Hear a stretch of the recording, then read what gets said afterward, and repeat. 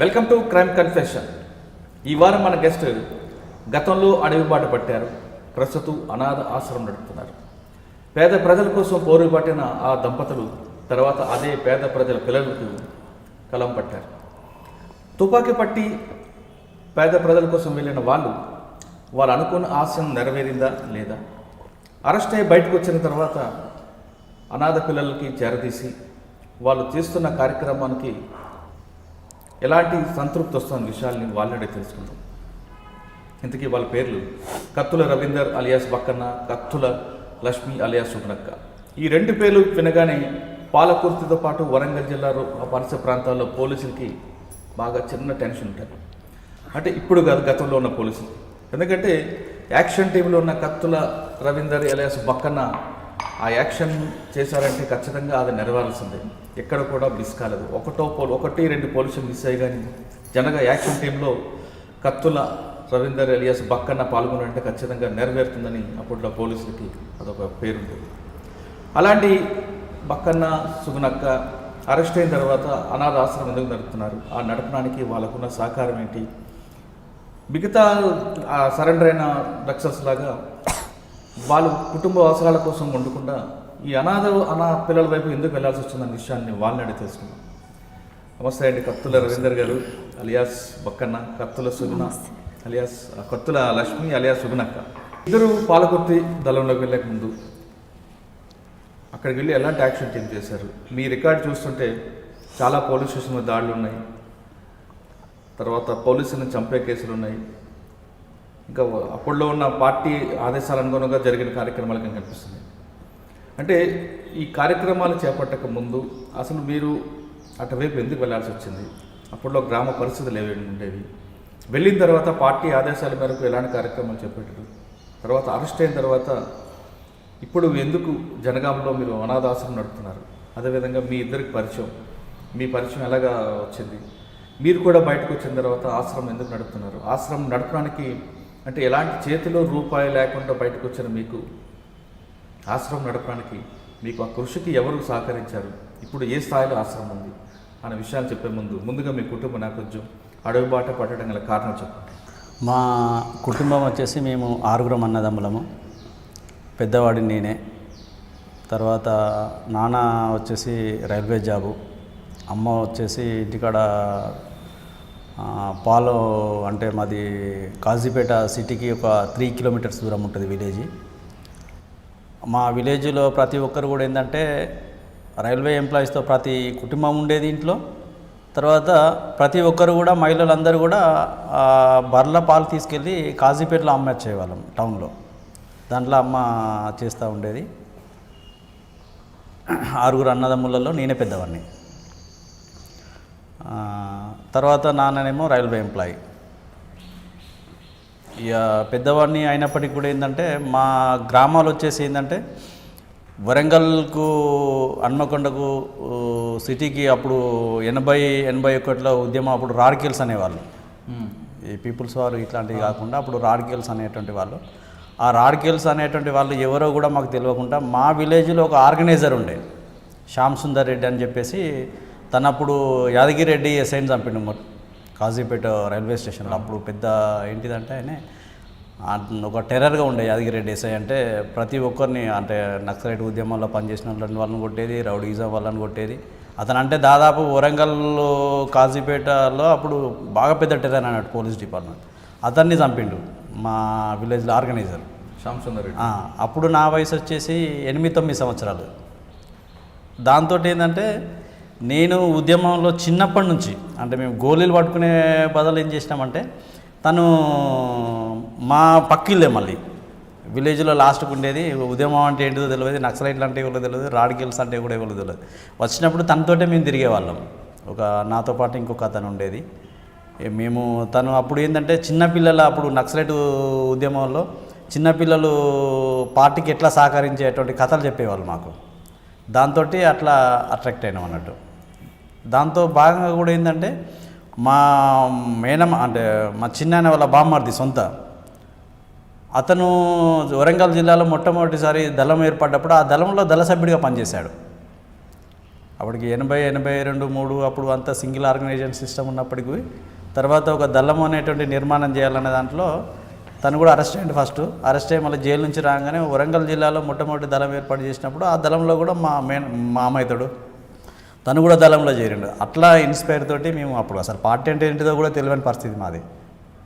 మేము ఆ బాంబులు శ్యామ్ సుందర్ రెడ్డి గారికి సహకారంగా వెళ్ళారా? అంటే తను చనిపోయాడు. తర్వాత 93 కంటే ముందే చనిపోయాడు. తాండవ దళంలో అప్పుడు యాదగిరెడ్డి ఎస్ఐని చంపంగానే ఇక్కడ అప్పుడు చంపేటప్పుడు కూడా మా దగ్గర నుంచే వెళ్ళాడు. మాకు తెలియదు, అంటే మేము అసలు అది ఎవరో కూడా తెలియదు, ఏంటో తెలియదు. చంపుకుంటాను అంటే అంతే తప్ప కానీ మాకు ఈ రాజకీయాలు అనేటివి కూడా తెలియదు. కానీ మీకు తక్కెటిపల్లి వాసుదేవరావు అలియాస్ ఆశాన అలియాస్ శాసనతో ఎక్కువగా పరిచయం ఉందని తెలుసు. అంటే మేము తను అప్పుడు హన్మకొండలే ఉండేది. వాళ్ళ సొంత ఊరు మొలుగు అయినప్పటికీ కూడా వాళ్ళు రెంట్ ఇక్కడ హన్మకొండలో ఉండేది. మేమిద్దరం కలిసి కూడా ఏంటంటే ఒకే టైంలో ఫుల్ టైం అయినాం హన్మకొండ అంటే కాజీపేట టౌన్లో. మాకు ఆర్గనైజర్ వచ్చేసి అప్పుడు అంతకంటే ముందు ఇప్పుడు ఈ కొండపల్లి సీతారామయ్య, తర్వాత పుల్లంజన్న, తర్వాత శ్యామన్న, వీళ్ళంతా కేంద్ర కమిటీ సభ్యులని అంటే తర్వాత తెలిసింది నాకు ఉద్యమాలకు వచ్చినా, కానీ అప్పుడు వాళ్ళు ఏంటిదో కూడా తెలియదు. వాళ్ళందరూ వచ్చినప్పుడు కూడా ఏంటంటే మేము సెంట్రీలో ఉండేది, చిన్నపిల్లలం కాబట్టి అప్పుడు విలేజ్కి ఒకటే దారి ఉండేది. రైల్వే ట్రాక్ గేట్ పడేది, పోలీసులు రావాలంటే ఆ గేటు జీబులు లేకపోతే బుల్లెట్, అప్పుడు వాళ్ళకి బుల్లెట్ వెహికల్ ఉండే.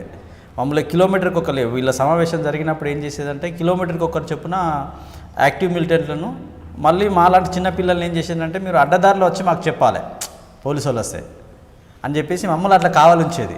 తర్వాత మేము ఉద్యమాలు వేరక ఇంత పెద్ద నాయకుడికి మేము అప్పుడు సెంటర్ చేసినామా అంటే అంటే మీరు చిన్నప్పుడు చెప్తున్నారు కదా సెంటర్ అంటే, సెంటర్ అంటే తుపాకు పట్టుకున్న కాకుండా ఇన్ఫర్మేషన్ వచ్చినప్పుడు అంటే విజిల్స్ కాదు, అయితే ఊళ్ళోకి రావడానికి ఒకటే దారి ఉండేది. మేము ఆ ఊళ్ళ నుంచి వచ్చేసరికి మేము షార్ట్ కట్లో వచ్చేసి వీళ్ళకి చెప్పాలి.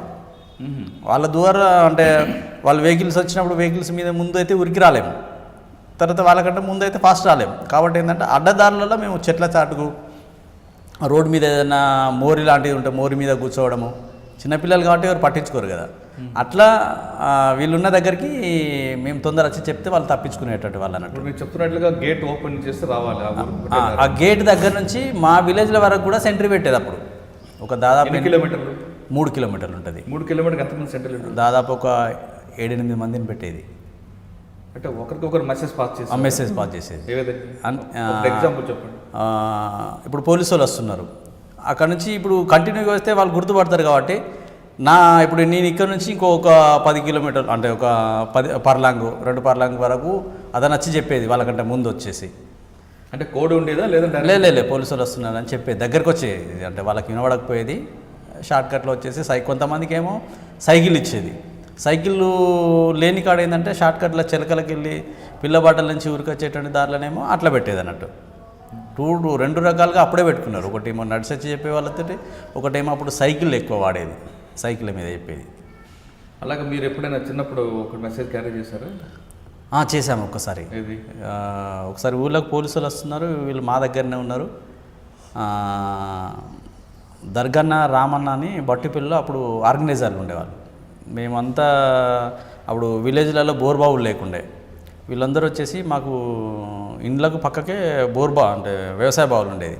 తను వచ్చేసి అక్కడ స్నానం చేస్తున్న క్రమంలో పోలీసు వాళ్ళు వచ్చిండ్రు. మేము అప్పుడు ఏంటంటే బావి దగ్గరకు ఇంటికి బిందెల వల్ల నీళ్ళు మోసుకుపోయేవాళ్ళం. అప్పుడు వాటర్కు చాలా సమస్య ఉండే. దాంతో ఏమైందంటే పోలీసు వాళ్ళు రాగానే తనకు చెప్పాము. చెప్తే తనేం చేశాడంటే దాన్ని అక్కడి నుంచి ఎస్కేప్ అయిపోయి ఒక ఇంట్లో దాక్కున్నాడు. బయటికి వెళ్ళిపోలేదు తను. మళ్ళీ ఇంట్లో దాక్కున్న తర్వాత వాళ్ళు వచ్చేసి చూసి మళ్ళీ వేరే ఊరికి వెళ్ళిపోయారు పోలీసు వాళ్ళు. వెళ్ళిపోయిన తర్వాత ఈయన అప్పుడే వెంటనే ఆ ఇంట్లో నుంచి బయటకు వస్తే బతికేవాడు. మళ్ళీ వాళ్ళకు ఎలా ఇన్ఫర్మేషన్ వెళ్ళేదో తెలియదు. మళ్ళీ వాళ్ళు రిటర్న్ వచ్చేసి అతన్ని తీసుకొని పోయి చంపేశారు. మా కండ్ల ముందు జరిగింది అది చిన్నప్పుడు. మీ కళ్ళ ముందు చంపారా? కండ్ల ముందు ఏం చంపలేదు, మా కళ్ళ ముందరనే పట్టుకొని వెళ్ళారు అన్నట్టు. కానీ మరి మీకు ఇన్ఫర్మేషన్ రాలేదు? మాకంటే అప్పటికి వెళ్ళిపోయాను అనుకున్నాం మేము. అప్పుడు ఏంటంటే మా రాంపేట విలేజ్, వాళ్ళ అత్తారు రాంపేట, ఆయన సంతూరు వచ్చేసి బట్టిపల్లి అంటే ఇక దాదాపు నక్సలైట్కు పెద్ద దాదాపు ఇప్పటికీ ఎన్కౌంటర్లలో ఒక 10 మంది దాకా చనిపోయింది అక్కడ, 10-15 మంది దాకా. ఇప్పుడు ఒక్కరేమో ఉన్నారు ఉద్యమంలో, అది కూడా ఏ స్థాయిలో ఉన్నాడో తెలియదు. మాతో రిక్రూట్ అయిన అతనే, కానీ ఇప్పుడు అతను ఒకటి మాత్రమే మిగిలిండు ఆ ఊరు నుంచి. అంటే మీకు మీ చిన్నతనంలో జరిగిన ఘటన అది. మీరు చెప్పమ్మా, మీరు ఎందుకు ఎలా చూసారు? ముందుగా డ్రీమ్ ప్రేక్షకులకు నా నమస్కారము. మా తల్లిదండ్రులకి పాదాభివందనము. నేనంటే చిన్నప్పుడు 7th క్లాస్లోనే వెళ్ళాల్సి వచ్చింది. మా ఊరు ఏంటంటే రఘునాథ్పల్లి మండల్ రామన్నగూడెం, చిన్న గ్రామం అది. ఆ ఊరికి బస్సు లేదు. అసలు ఎవరైనా బయటికి వెళ్ళాలన్నా కూడా మొక్కళ్ళ మట్టికి దిగబడేది, బురద ఉండేది మొత్తం. అసలు ఆ ఊరికి ఎవరు రావాలన్నా కూడా భయపడేవాళ్ళు. పోలీసులు కూడా రావాలంటే ఒకరోజు ముందు ప్లాన్ వేసుకొని వచ్చేవాళ్ళు అనమాట. అలాంటి విలేజ్ మాది. మా తల్లిదండ్రులు ఏంటంటే చిన్నప్పటి నుండి మా కుటుంబం మొత్తం సిపిఐ ఉండే. డాడీ అంటే నేను పుట్టక ముందు మా నాన్న వాళ్ళ మేనమామ కూడా రజాకార్లప్పుడు భువనగిరి పోలీస్ స్టేషన్ మీద దాడి చేసి తుపాకులు తీసుకొచ్చి అప్పుడు ఉద్యమ కుటుంబం రజాకార్లకు వ్యతిరేకంగా కొట్లాడి అప్పుడు మా తాత వాళ్ళ 500 ఎకరాలు ఉండే నల్గొండ దగ్గర విలేజ్, అది వదిలేసి ఇక్కడ రామన్నగూడెం వచ్చి నివాసం ఉన్నారు. ఎందుకంటే రజాకార్ల టార్చర్ భరించలేకప్పుడు. అలా మా కుటుంబం మొత్తం ప్రజల కోసం చేస్తున్నదన్నమాట.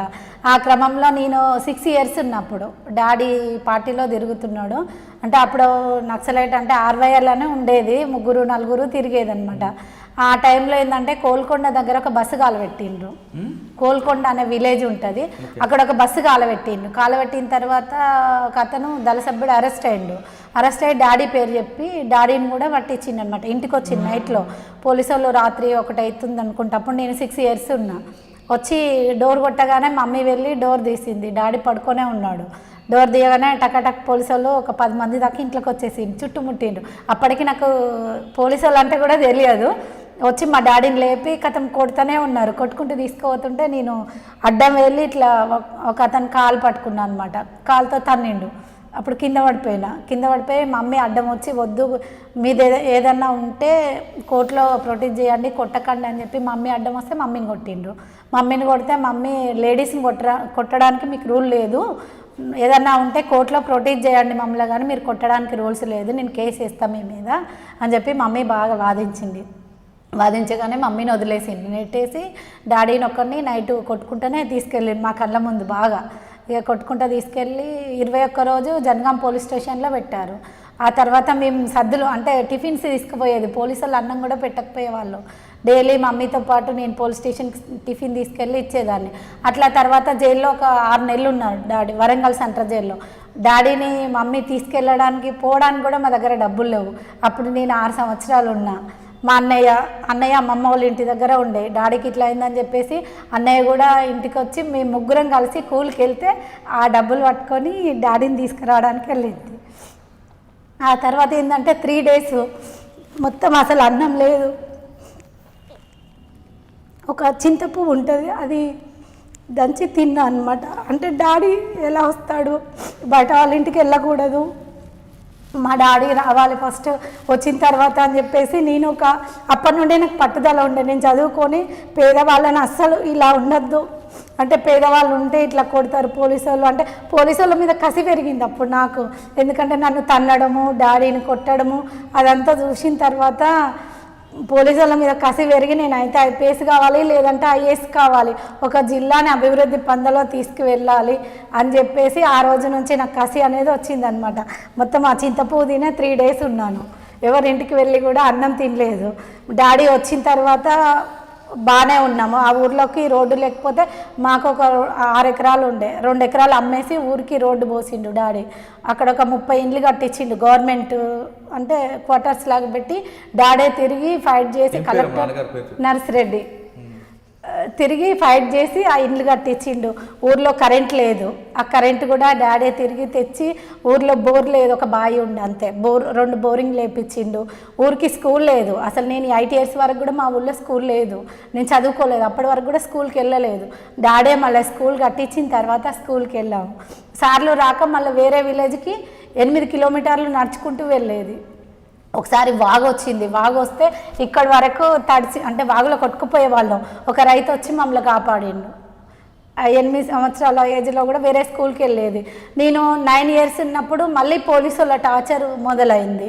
డాడీని తీసుకెళ్ళడము, పోలీస్ స్టేషన్లో పెట్టి కొట్టడము, మళ్ళీ నన్ను తీసుకెళ్ళి నేను 9 years ఉన్నప్పుడు 3 days పోలీస్ స్టేషన్లో కూర్చోబెట్టారు. ఎందుకు? పార్టీలో వెళ్తున్నారు, నీ బిడ్డను కూడా తీసుకెళ్తున్నావు నువ్వు అని చెప్పేసి డాడీని కొట్టారు, నన్ను కూర్చోబెట్టారు అనమాట, నువ్వు వెళ్ళొద్దు అని చెప్పేసి.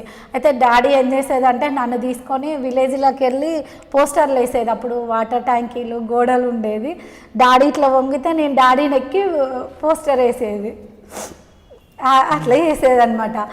వస్తుంటే ఒకరోజు తేలు కుట్టింది, తేలు కుడితే హాస్పిటల్కి వెళ్తే ఎట్లా కుట్టింది అని అడుగుతారని చెప్పేసి డాడీ చింతకాయ పచ్చడి పెట్టి కట్టాడు నాకు, ఏం చేయాలో తెలియక ఏడుస్తుంటే అంత చిన్న వయసులో.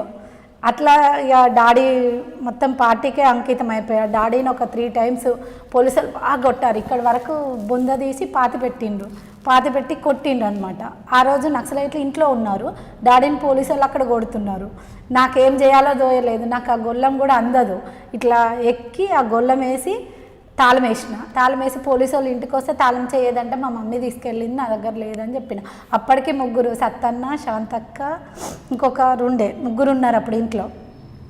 వాళ్ళని ఆ విధంగా కాపాడినా. డాడీకి తెలుసు అయినా చెప్పలేదు, డాడీ బాయ్ దగ్గరికి తీసుకెళ్ళిండు. అట్లా బాగా ఆల్రెడీ డాడీ సానుభూతి పరుడు, తిరిగేది జైలుకు పోయి వచ్చిన తర్వాత తిరుగుడు ఆపేసి అన్నం పెట్టేది అనమాట. ఎక్కడ వర్క్స్ సెంట్రల్ కమిటీ కానీ స్టేట్ కమిటీ వాళ్ళు డాడీని పిలిపించుకునేది, వర్క్స్ చెప్పేది అనమాట. టెక్ రంగంలో అక్కడిక్కడ ఉంచేది డాడీ వాళ్ళని.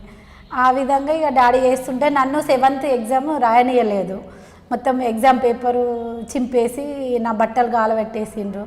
అసలు అప్పుడు ఏం చేయాలనో తెలియదు నాకు. నేను మంచిగా చదివేది స్కూల్లో, నాకు ఈ 6 సంవత్సరాల నుంచే కసి పట్టుదల అనేది పెరిగింది.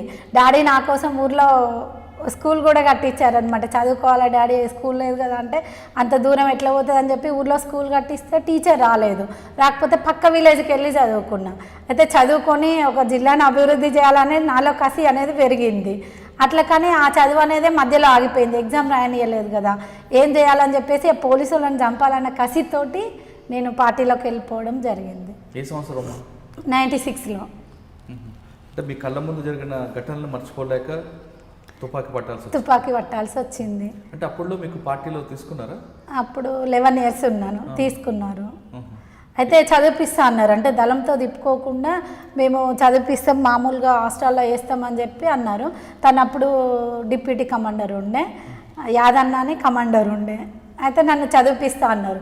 ఏ విలేజ్కి వెళ్ళినా కూడా పోలీసుల్లో ఉన్నారు. అప్పుడు ఒక విలేజ్లో ఎలక్షన్ జరుగుతున్నాయి, కుందారం అనే విలేజ్లో బ్యాలెట్ బాక్సులు వలగొట్టడానికి వెళ్ళాము.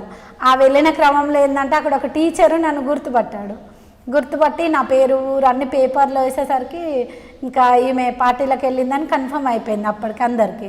అట్లా ఇక నేను చదువుకోలేకపోయాను. ఇక దళంతో నాన్నగారు అప్పుడు బయట విలేజ్లో ఉన్నారు, పోలీసు వాళ్ళ బాధకి పార్టీ వేరే దగ్గర పెట్టింది. అమ్మ డాడీ అన్నయ్య అమ్మమ్మ వాళ్ళ ఇంటికాడ ఉండేది. అమ్మను డాడీ మళ్ళీ పార్టీ కంట్రోల్లో ఉన్నారు. మీరు దళంతో తిరుగుతున్నప్పుడు డాడీ వెళ్ళిపోయినా, దళంతో తిరిగేది. చాలా చిన్నగా ఉంటేనే పొలాలు అంటే గట్లు ఎక్కరాకపోయేది, వీళ్ళు ఎత్తుకొని తిరిగేది నన్ను, చాలా చిన్నగా ఉన్నా. ఏ విలేజ్కి వెళ్ళినా ఎవరు అన్నానికి వెళ్ళినా నాకు చాక్లెట్. దళంలోనా? నేను దళంలో అంటే దళంతో పాటు తిరిగేదాన్ని. అంటే విలేజ్లలో మీటింగ్లు పెట్టడము, అంటే మహిళా సంఘాలు పెట్టడము, మహిళలకి ఏ సమస్యలు వచ్చినా ముందుండి చేయడము, అట్లాంటివి చేసేదన్నమాట. అంటే నాకు అప్పటికి లోకజ్ఞానమే తెలియదు, అయినా కూడా పార్టీలో ఉండి బుక్స్ చదువుతూ వీళ్ళ అంటే క్లాసులు ఉండేది మాకు, మహిళా క్లాసులు ఉండేది, మిలిటరీ క్లాసులు ఉండేది. మిలిటరీ క్లాస్లో కూడా తను మాధవక్క వైద్యుల అరుణ అని ఉన్నది కదా, తను కొట్టింది కూడా, ఎందుకంటే నువ్వు మిలిటరీలో చేయాలి ఫస్ట్ అని. 300 మందిలో నేను ఫస్ట్ వచ్చేలా తయారు చేసింది వీళ్ళిద్దరు కలిసి, నన్ను కొట్టి కూడా మిలిటరీలో క్యాంప్లో ఫస్ట్ వచ్చి తను ఉన్నాడు.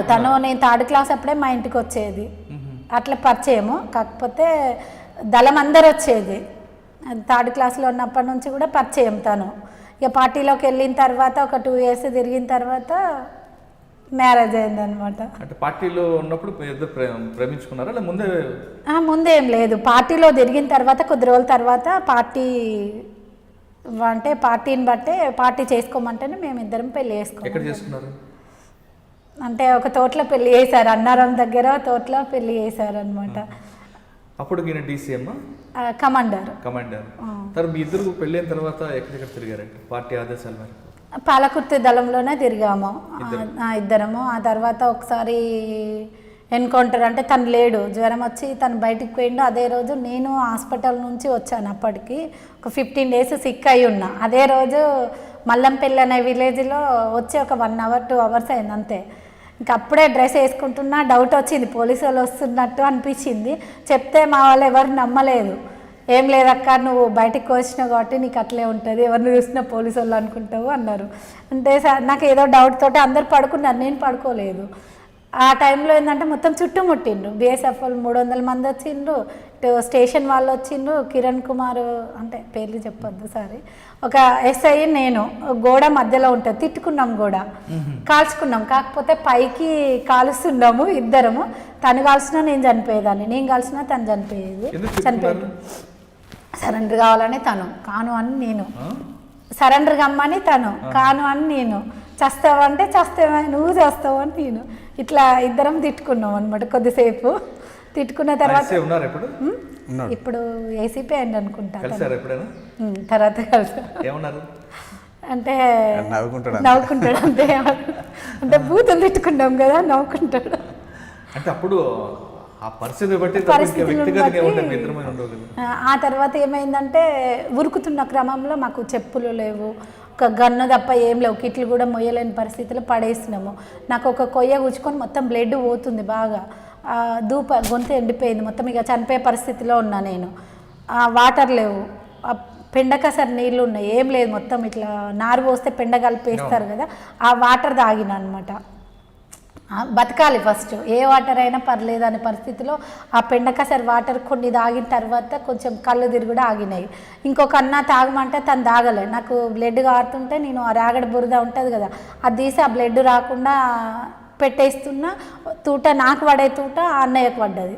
నేను నిలబడి ఉంటే అసలు నాకు పడేది, నేను వంగిన కాబట్టి తను ఇటు తిరిగి ఉన్నాడు, ఇక్కడ పడ్డది తనకి. ఆ తూట పడ్డప్పటికి కూడా తనని 1 kilometer దూరం గుంజుకపోయిన తర్వాత రాలేని పరిస్థితి. మాకు అన్ని ఇట్లా రాసుకుంటూ వెళ్తున్నాయి, తూటాలు ఈపులో మొత్తం ఇట్లా వెళ్తున్నాయి. అందరు ఉరికిండ్రు. ఒక అన్న నేను ఇద్దరమే లాస్ట్ అయిపోయినాం. ఆ ఇద్దరం కలిసి మొయ్యలేని పరిస్థితిలో ఉన్నాము. అతన్ని వదిలేసి అతని తుపాకీ అవి తీసుకొని కొద్ది దూరం పోయినాం. మాకు చెప్పులు లేవు, మొత్తం ఇంత పొక్కులు వచ్చి ముండ్లు గుచ్చి బ్లడ్గా ఆరుతుంది కాళ్ళకి. కొద్ది దూరం పోయిన తర్వాత ఒక మోదుగ చెట్లు ఉన్నాయి, మోదుగ ఆకు తీసి దాన్ని నార తీసి కాళ్ళకు కట్టుకున్నాం. అంటే ఇక అసలు నడవలేని పరిస్థితి అనమాట. అట్లా ఏంది, కట్ట మీదకి వెళ్ళి, ఒక కట్ట ఉంటుంది అక్కడికి వెళ్ళి చూస్తే తనని పట్టుకొని మేము చూస్తుండగా కాల్చి చంపిండ్రు. చిత్రహింసలు బట్టి అప్పుడు అనిపించింది, పోలీసుల చేతికి దొరికితే ఆ చిత్రహింసలు భరించలేము, మనం కాల్చుకొని చచ్చినా పర్లేదు కానీ వాళ్ళ చేతికి దొరకవద్దు అని చెప్పేసి మళ్ళీ ఒక 8 kilometers ఇక అంత బ్లడ్గా ఆరుతున్నా ఉరుకుతూనే ఉన్నాం అనమాట. ఒక 8 kilometers పోయిన తర్వాత ఆ విలేజ్కి వెళ్ళినాక అక్కడ పోలీసు వాళ్ళు ఉన్నారు. మళ్ళీ ఏం చేయాలనో తెలియదు. మళ్ళీ అక్కడ నుండి ఇంకొక విలేజ్కి వెళ్ళినాం. అట్లా నైట్ అంతా నడుస్తూనే ఉన్నాం అనమాట. తెల్లారింది, మధ్యాహ్నం 2 గంటల నుంచి నైట్ అంతా నడుస్తూనే ఉన్నాం. ఒక వాగులకు పోయి పడుకునేసరికి ఫైరింగ్ అయితే గన్ పౌడరు ఆ స్మెల్కి ఒక్కొక్కరి కళ్ళు ఇంత లావ్ అయిపోయి మొత్తం ఎవరం లేవలేని పరిస్థితిలో ఉన్నాం. అందరి కాళ్ళకు ముండ్లు, ఒకరికొకరం ఆ ముండ్లు తీసుకోవడం, ఆ బ్లడ్ అంతా క్లీన్ చేసుకోవడం. అట్లాగే ఒక రోజంతా మాకు ఫుడ్ లేదు, ఏం లేదు. ఒక 2 days వరకు. ఇక ఆ 2 days తర్వాత మళ్ళీ ఒక విలేజ్కి వెళ్ళి అన్నం తీసుకొచ్చి తినడం జరిగింది. అప్పుడు అనిపించిందమ్మా ఎందుకు వచ్చామరా అని అనిపించింది? అస్సలు అనిపించలేదు. ఆ కసి అనేది ఇంకా పోలేదు. బయట ఉన్న ఇలాంటి టార్చర్స్ ఉంటాయి కదా, భరించుకోవాలంతే. మనము పార్టీలకు వచ్చినప్పుడే మన ప్రాణత్యాగం చేసి వచ్చినాం. ఇంకా ప్రాణం ఉంటే ఏంది పోతే ఏంది అనే పరిస్థితిలోనే ఉంటాము. మేము బతకాలి, బయటకు వెళ్ళి ఇట్లా ఉండాలి అట్లా ఉండాలి. అప్పుడు మీరు పోలీసుల మీద కోపంతో లోపలికి వెళ్ళారు. అవును. ఆ కోపం తీర్చుకోవడానికి ఏం చేశారా? కోపం తీర్చుకోవడానికంటే ఏం చేయలేదు. ఒక దగ్గరికి వెళ్ళాను నేను, ఒక సిఐ ఉన్నారు, ఆల్రెడీ నా దగ్గర వెపన్ ఉంది. ఒక్కడుంటే చంపేద్దాం అనుకున్నా. ఒక 20 మంది పోలీసులు ఉన్నారు ఒక విలేజ్లో. అంటే మీరు ఒక్కరు వెళ్ళారా దళంతో? నేను ఒక్కదాన్నే వెళ్ళాను. అప్పుడు సింగిల్ భోజనం తేవడానికన్నా నన్ను పంపించారు. నా దగ్గర వెపన్, షార్ట్ వెపన్ ఉండే, పిస్టల్. అది కోడూరు అని ఉంటుంది. కోడూరులో ముస్లిం వాళ్ళ ఇంటికి వెళ్ళాను, నా క్లాస్మేట్ వాళ్ళు. వాళ్ళ ఇంట్లో వంట చేయించుకొద్దామని వెళ్ళాను. మొత్తం చుట్టూ పోలీసు వాళ్ళు ఉన్నారు. అతను చంపేద్దాం అనుకున్నా, కానీ చాలామంది ఉన్నారు. మళ్ళీ పక్కన దళం ఉంటుంది, యాక్షన్ చేస్తే మళ్ళీ దళం మీద ఇబ్బంది అవుతుంది, దళం డే టైంలో పోరాదు కదా అని చెప్పేసి మళ్ళీ వాళ్ళ బురకా వేసుకొని బయటకు తప్పించుకొని వచ్చినాయి. అంటే మీరు ప్లాన్ వెళ్ళారు కానీ ఆవేశం ఉంది కానీ అక్కడికి వచ్చి ఆలోచించారు. అసలు నేను వెళ్ళింది చంపడానికని కాదు, భోజనం తెద్దామని వెళ్ళాను. అక్కడ సీఐ కనబడేసరికి చంపాలనిపించింది. మళ్ళీ ఆ లొకేషన్ అంతా ఆ సీఎం ఏదో చంపాలనిపించింది. ఆ సీఐ నన్ను టార్చర్ పెట్టాడు కనుక అతను చేయబట్టే నేను పార్టీలోకి వెళ్ళాను. ఒక సీఐ ఒక శత్రువు కనబడినా కానీ పరిస్థితి కాదు అని మీరు సెట్ బ్యాక్ అయిపోయాను. అక్కడ ఏమాత్రం డిస్టర్బెన్స్ అయినా వాళ్ళందరూ అలర్ట్ అవుతారు, దళం నష్టపోతుంది. నా ఒక్కదాని కోసం దళాన్ని నష్టం చేయడం కరెక్ట్ కాదు కదా అని చెప్పి ఆలోచించుకొని సెట్ బ్యాక్ అయ్యో. మళ్ళీ మామూలుగా అయితే గుర్తుపడతారు, బుర్కా వేసుకొని వచ్చేసినాయి. మీరు చెప్పండి అన్న, మీరు యాక్షన్ టీం ఎన్ని చేస్తుంటారు? యాక్షన్ టీంలో అంటే చాలా వాటిని ఉన్నా, కాకపోతే ఏంటంటే అవన్నీ కూడా కేసులు పెట్టారు. కొన్ని పోలీస్ స్టేషన్ రైడింగ్లలో ఉన్నాము. తర్వాత మీ రికార్డులో ఒక పోలీస్ స్టేషన్ మీదకి రెక్యూ చేయడం, వెళ్ళి అటాక్ చేద్దాం టైంలో ఫెయిల్ అవ్వడం కూడా జరిగింది. అసలు ఏం జరిగింది? యాక్చువల్లీ ఏంటంటే నేను అప్పటికి కమాండర్ని అయ్యాను. కమాండర్ అయిన తర్వాత ఒక కమాండర్ స్టేషన్లో పోవాలంటే ఎవరు సాహసించలేదు. నేను మా ఉద్యమం ఏంటంటే మాకున్న ఆర్గనైజర్, అప్పుడు నాకు చిన్నప్పటి నుంచి పరిచయం ఉన్నప్పుడు కూడా మా ఆర్గనైజర్ వచ్చేసి తాత అని మంచి టెరిఫిక్ అన్నట్టు. ఇప్పుడున్న ఏపీ డీజీపీ గౌతమ్ సాంగ్నే గడగడలాడించాడు. అసలు తాత అంటేనే అసలు అతను నిద్ర పట్టకపోయేది. అప్పుడు వరంగల్ టౌన్ ఎస్పీగా ఉండే, వరంగల్ జిల్లా ఎస్పీ ఉండే గౌతమ్ సాంగ్. అతనికి తాత అంటే అసలు ఒక క్షణం కూడా అప్పుడే ఫైజన్ ఇచ్చి చంపించిండు తాతను. తర్వాత అంటే మాకు ఆయన డేర్నెస్ అనేది నాకు అలవాటు పడ్డది. పరిచయం ఉన్నప్పుడు కూడా ఏంటంటే ఆ డేర్నెస్ తోటి ఏంటంటే నన్ను పోలీసుల దగ్గర, నేను ఉద్యమం నుంచి అంటే ఇంటి నుంచి పార్టీలోకి వచ్చేటప్పుడు అప్పటికి మాకు కొన్ని అనుభవాలు ఉన్నాయి. అంటే పోలీసులకి ఎక్కడ ఐడెంటిఫికేషన్ దొరికినా కూడా మనం దొరుకుతాము కాబట్టి ఇంట్లో మనం ఎలాంటి ఆనవాళ్ళు ఉండద్దని ఫోటోలతో సహా ఎక్కడ ఫోటోలు ఉన్నా అన్నీ ముందే కాలబెట్టినాం మేము. ఒక ఫోటో కూడా మనం ఐడెంటిఫికేషన్ ఉండొద్దని. దాంతో నేను పోలీసులకి ఎట్లా ఉంటానో తెలియదు. తర్వాత ఏరియాలో తిరిగేటప్పుడు కూడా పలానా ఊరని కూడా తెలియదు, కమాండర్ అయినట్టు కూడా. అప్పుడు ఏం చేసినామంటే నేను ఒకరిని డేర్గా వెళ్ళేసి స్టేషన్లో, అప్పుడు మనకు ఆ విలేజ్లో ఆ మండల సెంటర్ అది స్టేషను. ఒక అతను మన సానుభూతిపరుడు వేరే ఊరు నుంచి వచ్చి అక్కడ సెటిల్ అయ్యాడు. మన పార్టీ కలిసేవాడు అతని సహకారంతో ఏంటంటే మరి పోలీస్ స్టేషన్కి ఎలా వెళ్తాం మనం లోపలికి? ముందంటే మనం బయట రెక్కి చేసుకొని రావచ్చు, కానీ పోలీస్ స్టేషన్లో లోపల రెక్కి చేసుకోవాలంటే మనం లోపలికి పోవాలి. మళ్ళీ అడుగుతారు ఖచ్చితంగా, నువ్వు ఎందుకు వచ్చినావు, దేనికి వచ్చినావు. అప్పుడు ఏం చేసినామంటే ఒక ప్లాన్డ్గా ఒక ఆలోచన చేసి సైకిల్ పోయిందని కేసు పెడదాం మనం. అప్పుడు ఏంటంటే సైకిల్లే ప్రధానం. ఈ మోటార్ సైకిల్ ఒక స్కూటర్ ఉంటే మహా గొప్ప అప్పటికి, ఆ టైంలో కూడా. అట్లా ఏం చేసినామంటే సైకిల్ పోయిందని పోయి ఇద్దరం కలిసి వెళ్ళాం.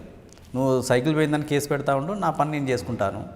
అంటే పోలీసులు ఎంతమంది ఉంటారు, వెపన్స్ ఎక్కడ ఉంటాయి, ఎన్ని రూములు ఉంటాయి, సెంటర్ ఎక్కడ ఉంటుంది, తను ఇద్దరం కలిసి వెళ్ళిన తర్వాత మొత్తం రెక్కీ చేశాము. ఆ పోలీస్ స్టేషన్ రెక్కీ అయిపోయిన తర్వాత ఆ మండల్ సెంటర్ను మొత్తం రెక్కీ చేశాం. మళ్ళీ అంటే ఏ దారి ఎక్కడికి వెళ్తుంది, ఒక నెల రోజులు పట్టింది నాకు ఆ రెక్కీ చేయడానికి.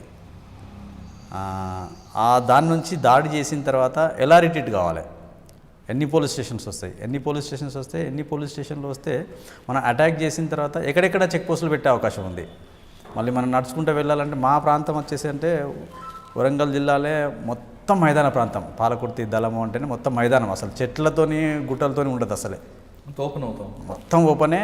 బావుల దగ్గర రైతుల సహకారం తప్ప ఎలాంటి పరిస్థితి ఉండదు. అట్లాంటిది ఈ స్టేషన్ మీద దాడి చేసిన తర్వాత మనం పోవాలంటే పోలేము. కాబట్టి ఏంటంటే వెహికల్స్ సహాయం తీసుకోవాలి, వెహికల్స్ పోవాలి.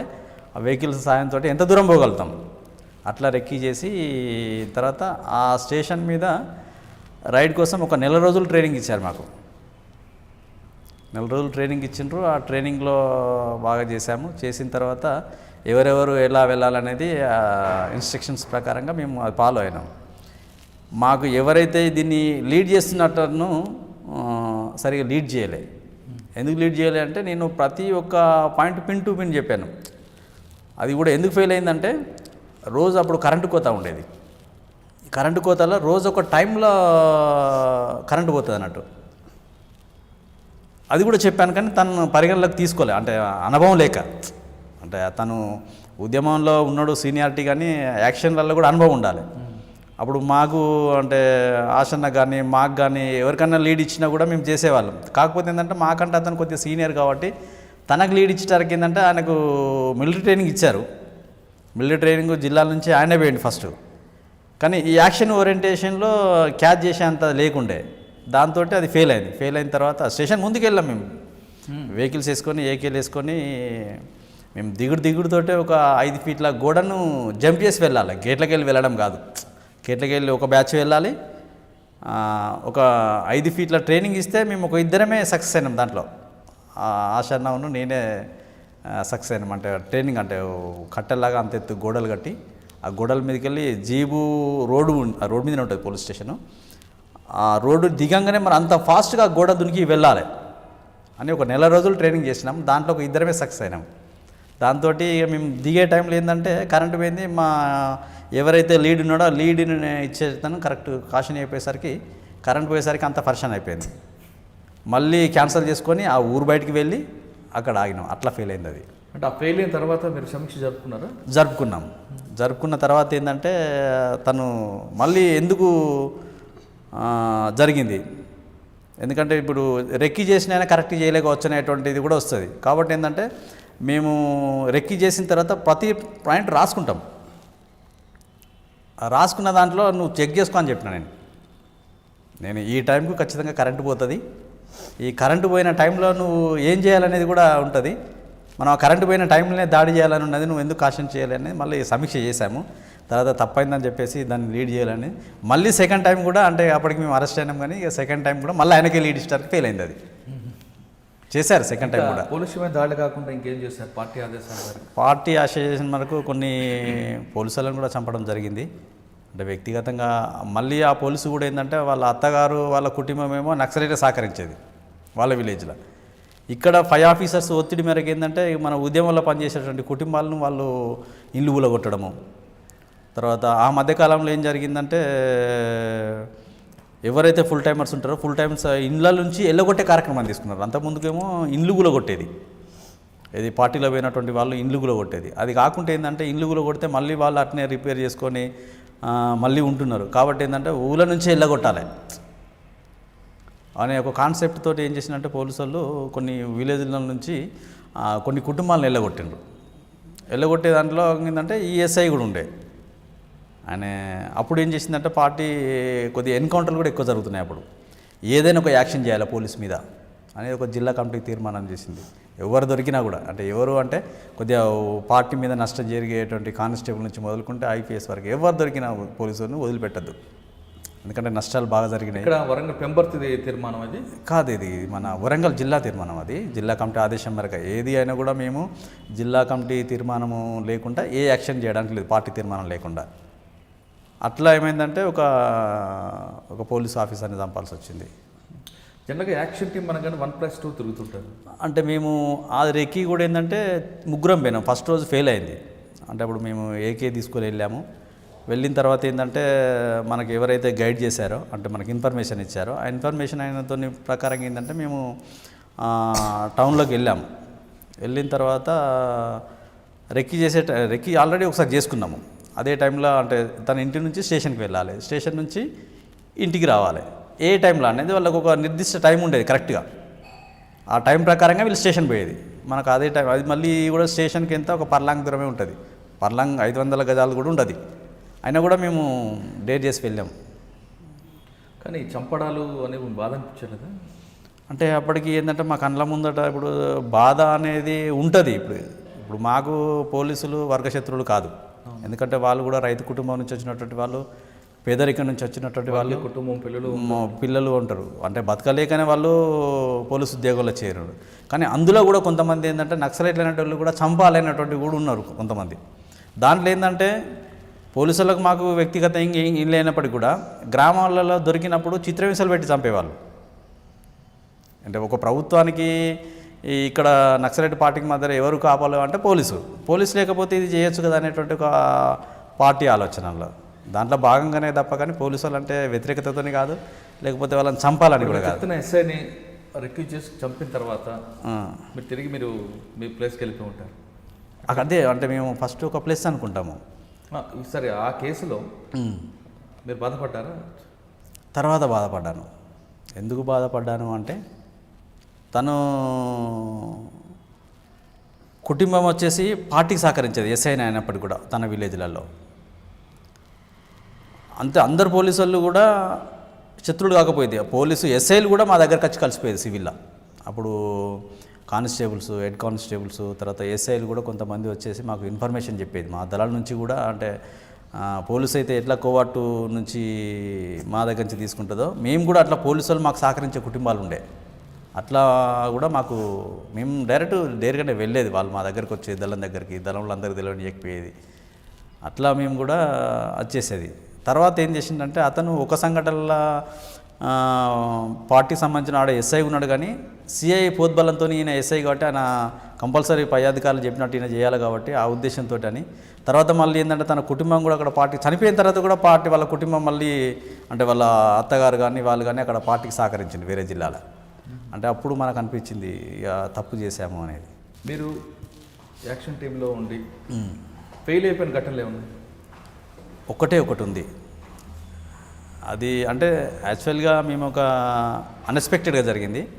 ఒక సిఐని మేము యాక్చువల్గా అతను చాలామంది మిలిటెంట్లను, తర్వాత సలీం అని ఉండే, సలీం సిఐ ఉండే, మడికొండలో ఉండే. తను అప్పటికి ఉద్యమంలో అంటే అప్పుడు ఏం చేసేదంటే ఉద్యమంలో పార్టీలో పనిచేసే మిలిటెంట్లను కానీ అందరు ఎస్ఐలు సిఐలు కొట్టేవాళ్ళు కాదు.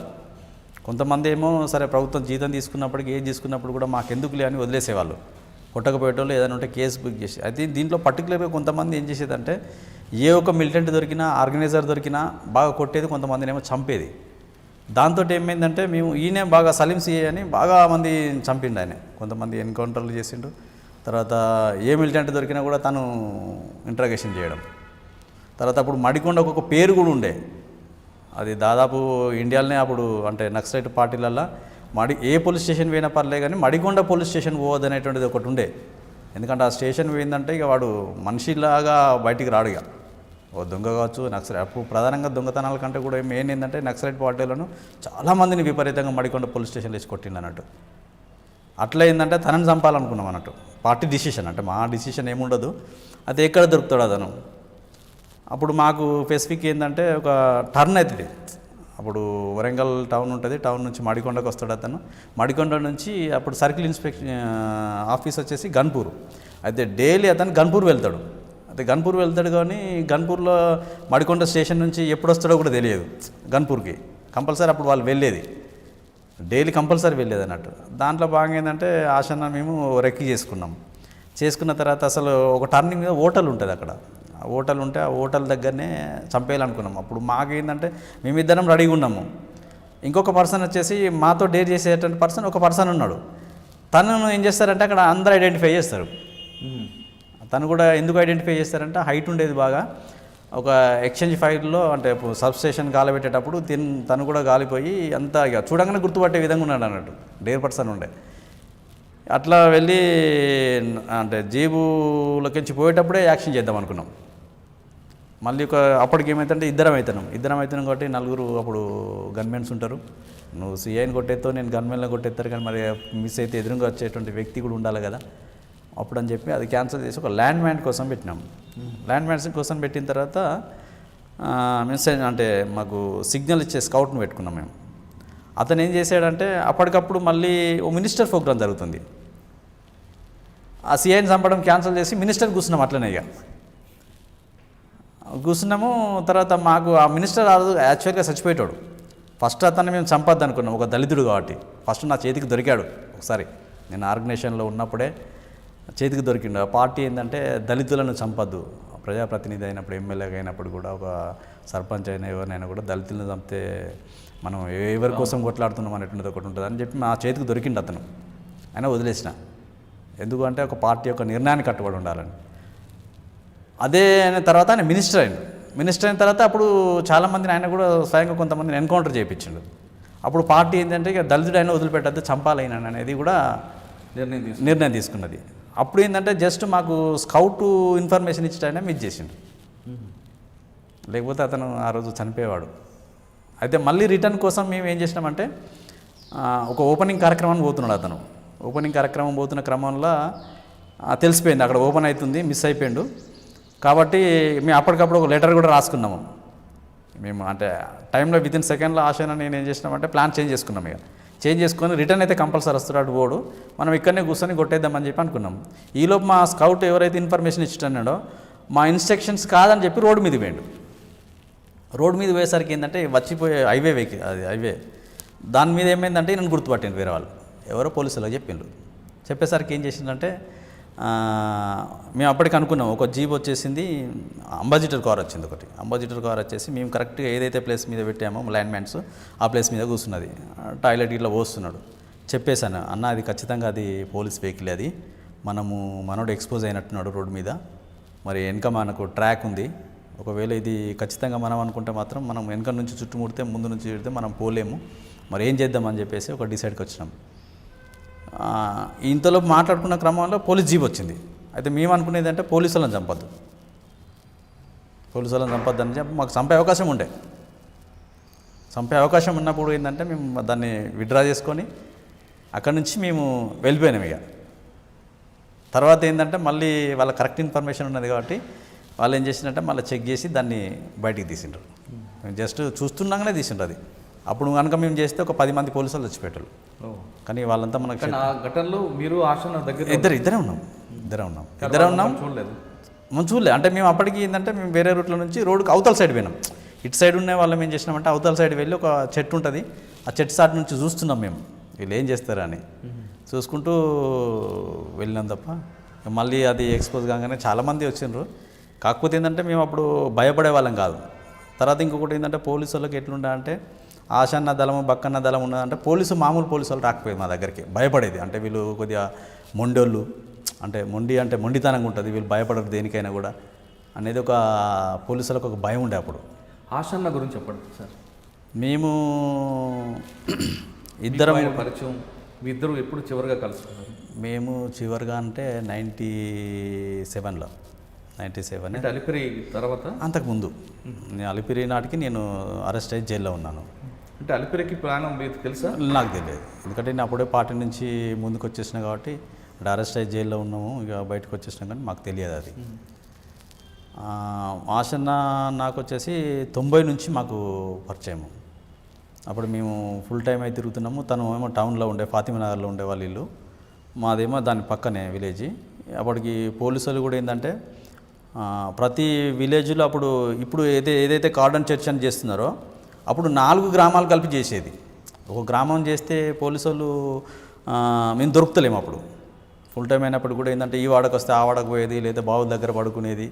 ఇట్లా చేసేసరికి ఏం చేసిందంటే ఒక 4-5 గ్రామాలు కలిపి మొత్తం కొన్ని 100 మంది చేసి రోడ్లు తర్వాత అన్నీ బ్లాక్ చేసేది అన్నట్టు. ఆ టైంలో ఏం చేసినామంటే ఈయన సిటీలో ఉండలేని పరిస్థితి ఉండేసరికి మేము నన్ను మీరు టౌన్లో తిరగండి అని చెప్పేసి. అప్పటికి ఏంటంటే 90 ఎండింగ్ గద్దర్ మీటింగ్ జరిగింది అప్పుడు వరంగల్లో. ఆ మీటింగ్ అప్పుడు కూడా మేము క్యాంపెయిన్కి వెళ్ళాము. మమ్మల్ని క్యాంపెయిన్ బ్యాచ్ చేశారు. ఆ క్యాంపెయిన్ బ్యాచ్లలో తిరిగాం మేము. తిరిగిన తర్వాత ఏమైందంటే మళ్ళీ తిరిగిన తర్వాత ఇంటికాడ ఉండలేని పరిస్థితి. అప్పుడు మరి ఎక్కడ ఉండాలి అని చెప్పేసి అనుకున్నప్పుడు నేను దండకారణ్యం పోతాను చెప్పిన. అంటే నువ్వు చిన్నగా ఉన్నావు, నువ్వు అక్కడ ఉండలేవు. లేదు నేను ఖచ్చితంగా నేను ఉండగలుగుతా, నేను చిన్నగా ఉన్నంత మాత్రం నాకు ధైర్యం లేదా నేను కిట్టు మోయేనా, తుపాకీ మోయలేనా అంటే చాలా యాక్చువల్గా నేను చూడడానికి చాలా చిన్నపిల్లలు. అప్పుడు నాకు 10th క్లాస్ ఎగ్జామ్ రాసిన, అసలు పాస్ అయినా ఫెయిల్ అయినా కూడా తెలియదు నాకు. వెళ్ళిపోయినా డైరెక్ట్. అంటే అప్పటికే ఉద్యమానికి సంబంధాలు ఉన్నాయి కాబట్టి ఎగ్జామ్ రాసి వెళ్ళిపోయినా, చూసుకోలే కూడా. దాంతో అప్పుడు 90 నుంచి మేము ఇక టౌన్లోనే ఆర్గనైజేషన్ చేసినాం అన్నట్టు. చివరిసారిగా ఆశ్రమం 90లో చూశారు? 97 అంటే అక్కడ నుంచి ఆయన దండకారం పెట్టినారా? ఇక అక్కడ నుంచి తనని ఏం చేసిందంటే అప్పుడు ఉద్యమంలో ఏం చేసిందంటే మేము వరంగల్ జిల్లాలో ఒక 3 యాక్టివ్గా ఉండేది. అప్పుడు స్టేట్ కమిటీ సెంట్రల్ కమిటీ ఒక తీర్మానం చేసిందని జిల్లా కమిటీ వాళ్ళు చెప్పారు, మాకు తెలియదు. అప్పుడు ఏం చేసిందంటే ఈ వరంగల్ జిల్లాలో ఏంటంటే మేము 3 ఒక యాక్టివ్ ఉండేది. ఆశన్న ఒకటి, నేను ఒకటి, తర్వాత యాదన్న అని. ఈ 3 ఏంటంటే ఒకరిని స్టేట్ కమిటీలో ఉంచాలి, అంటే జిల్లా కమిటీలో ఇక్కడనే కొనసాగించాలి, ఒకరిని స్టేట్ యాక్షన్ కమిటీలోకి పంపించాలి, ఒకరిని ఇతర రాష్ట్రాలకు పంపించాలి. ఈ తీర్మానం చేసుకొచ్చిండ్రు అన్నట్టు. అంటే పైనుంచి ఆర్డర్ వచ్చింది. పైనుంచి ఆర్డర్ వచ్చిన తర్వాత మేమేం చేసినట్టు వాళ్ళు మా అభిప్రాయం తీసుకున్నారు. అప్పటికి యాదన్న జిల్లా కమిటీ సభ్యుడే కానీ ఇంకా జిల్లా కార్యదర్శి కాలేదు. తను ఏం చేసిందంటే మిలిటరీ ట్రైనింగ్ అప్పుడు అంతకు ముందుకు దళాలు ఉండేది కానీ పోలీసులు వచ్చి దాడి చేయగానే తుపాకులు పడేసిపోవడం ఇట్లాంటివి జరుగుతున్నాయి. కాబట్టి ఖచ్చితంగా ప్రతి జిల్లాకు మిలిటరీ అనేది అవసరము. దానికి కొంతమంది సెలెక్ట్ చేసి ఒక క్యాంప్ ఏర్పాటు చేసినప్పుడు దాంట్లో యాదన్న వెళ్ళిండు అన్నట్టు. కాబట్టి యాదన్న మళ్ళీ ఇక్కడ ట్రైనింగ్ చేయాలంటే మా ఇద్దరిలో ఎవరికి అది లేదు. అంటే మేము ట్రైనింగ్ వెళ్ళలేదు కాబట్టి మామూలుగా మాకున్న ఓరియంటేషన్ తోటే మాకున్న తెలివితోటే మేము చేసేది, మాకున్న నాలెడ్జ్ తోటే, కానీ మిలిటరీ శిక్షణ లేకుండే. కాబట్టి ఏంటంటే దాన్ని ఇక్కడ జిల్లాలనే ఉండాలి. మీ ఇద్దరు ఇట్లా ఒకరు స్టేట్ యాక్షన్ కమిటీలోకి పోవాలి, ఒకరేమో దండకారణ్యంలో సెకండ్ ప్లాటూన్ ఏర్పడుతుంది. అప్పుడు ప్లాటూన్స్ ఒకటి ఏర్పడ్డది, రెండో ప్లాటూన్ ఏర్పడుతుంది. ఆ ప్లాటూన్కు డీసీఎంగా ప్లస్ అక్కడ ప్లాటూన్ నిర్మాణం చేయడానికి వెళ్ళాలంటే మరి తను అప్పటికి మేము మ్యారేజ్ అయింది. మ్యారేజ్ అయిన తర్వాత మరి తను అక్కడ దండకారణ్యంలో తిరగలేదు కదా అంటే వేరే మేము అక్కడ దగ్గరలో ఉన్న సిటీలో ఆర్గనైజర్గా పెడతాము, మీరు అప్పుడప్పుడు కలుసుకోవచ్చా అంటే అప్పటికి సరే అని చెప్పేసి నేను దండకారణ్యం వెళ్ళాల్సి వచ్చింది. ఆశనను స్టేట్ యాక్షన్ కమిటీలో తీసుకున్నారు అప్పుడు. అలా జరిగింది అన్నట్టు. సార్ మీరు టోటల్ ఉద్యమంలో ఉన్నప్పుడు పెద్ద ఎన్కౌంటర్ చెప్తే తీసుకున్నారు. పెద్ద ఎన్కౌంటర్ అంటే దాదాపు నేను 8-9 ఎన్కౌంటర్లకి వెళ్ళి బయటపడ్డా. ఒక దగ్గర మీరు ఉన్నప్పుడు 4 చనిపోవడం, మీరు ఎస్కేప్ అయినట్టుంది కదా. అది వచ్చేసి ఏంటంటే పాలకుర్తి దగ్గర దానికంటే ముందు ఏంటంటే 90లో నేను ఫస్ట్ టౌన్ సీఈఓగా చేసిన తర్వాత నర్సంపేట దళంలో వెళ్ళాను. నర్సంపేట దళంకి అప్పటికి వచ్చేసరికి ఏంటంటే కాంగ్రెస్ వాళ్ళు ఓంకార్ అని ఉండే. వాళ్ళు ఏం చేసేవాళ్ళంటే నక్సలైట్ అంటే నర్సంపేటలో ఎవరిని తిరగనిచ్చేవాళ్ళు కాదు. దాంట్లో సోమన్ అని చెట్టిరాజు పాప అయినా చిట్యాల ఏరియా టేక్మర్లా ఉండే.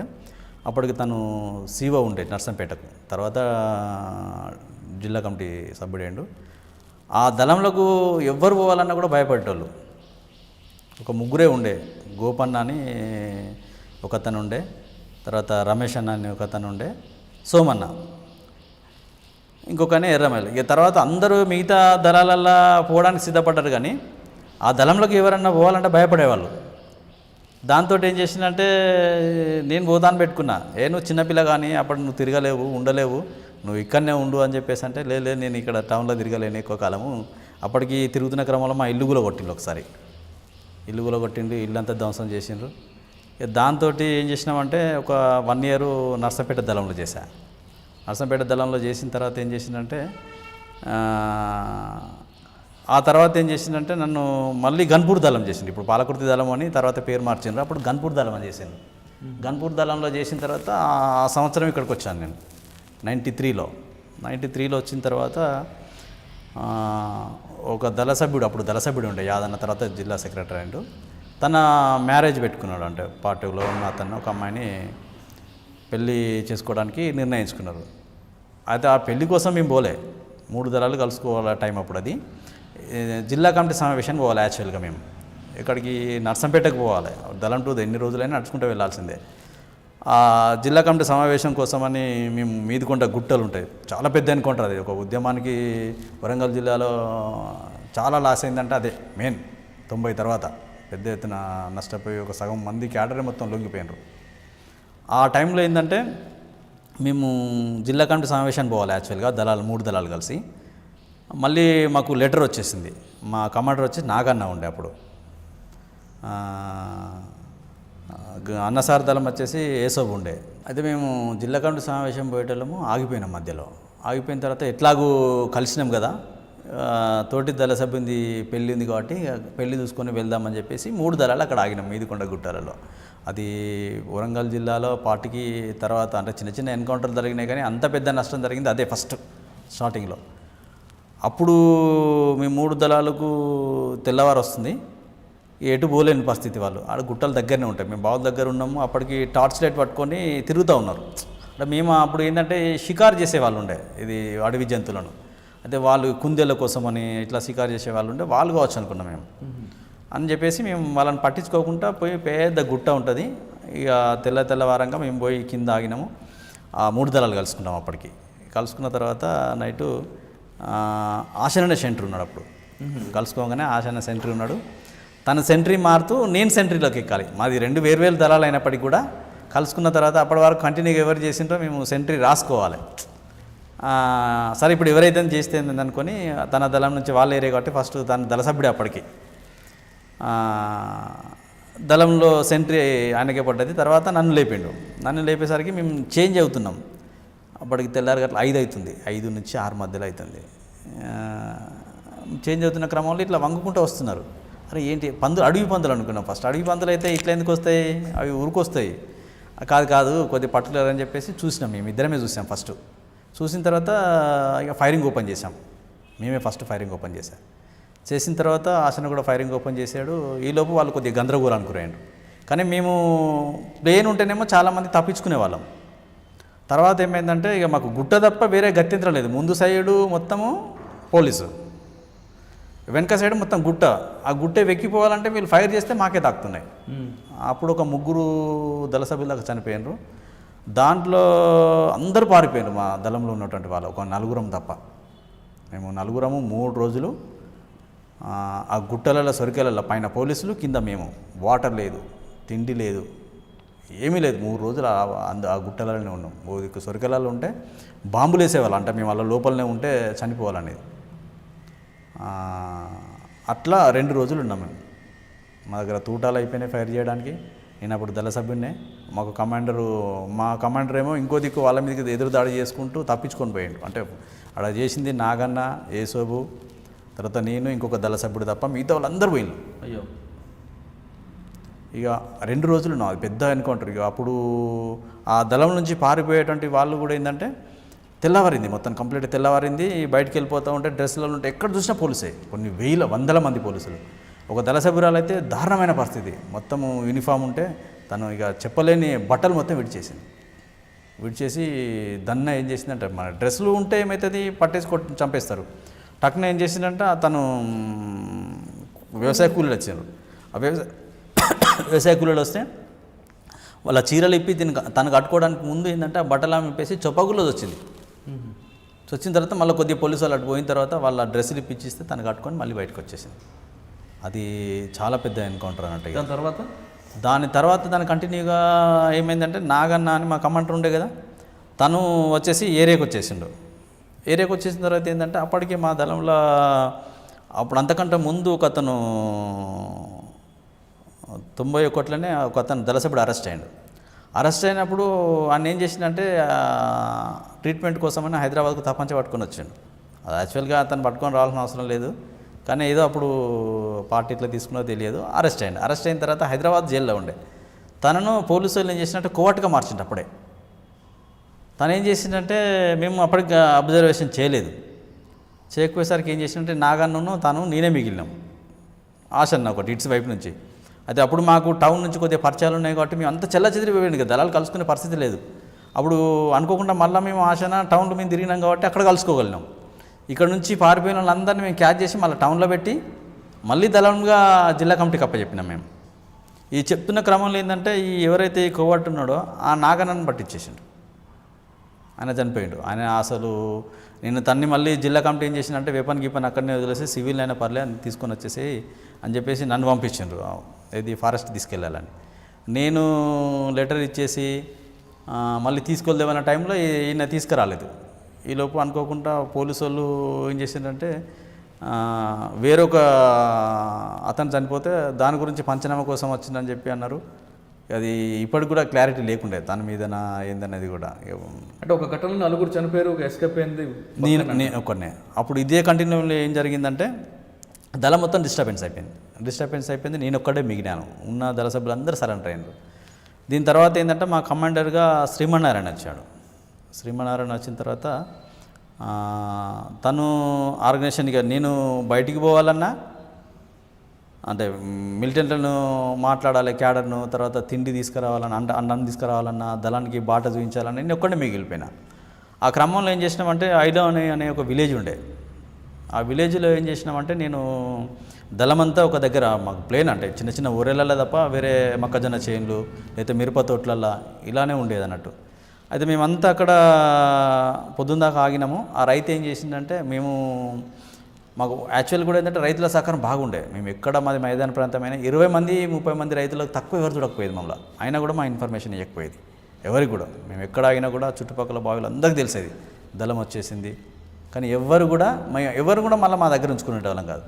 అట్లా ఏమైందంటే ఆయనవోలు అనే గ్రామంలోకి నేను మిలిటెంట్లందరినీ మళ్ళీ సమావేశపరచడం కోసం నేను దళాన్ని 3 గంటల ప్రాంతంలో వదిలేసిన. సివిల్ అయ్యి ఊళ్ళోకి వెళ్ళిపోయి అన్నం తయారు చేయమని చెప్పేసి, తర్వాత వేరే ఒక మిలిటెంట్ని అక్కడ రమ్మని చెప్పినాం, వేరే ఊరు అతన్ని సాయంత్రం.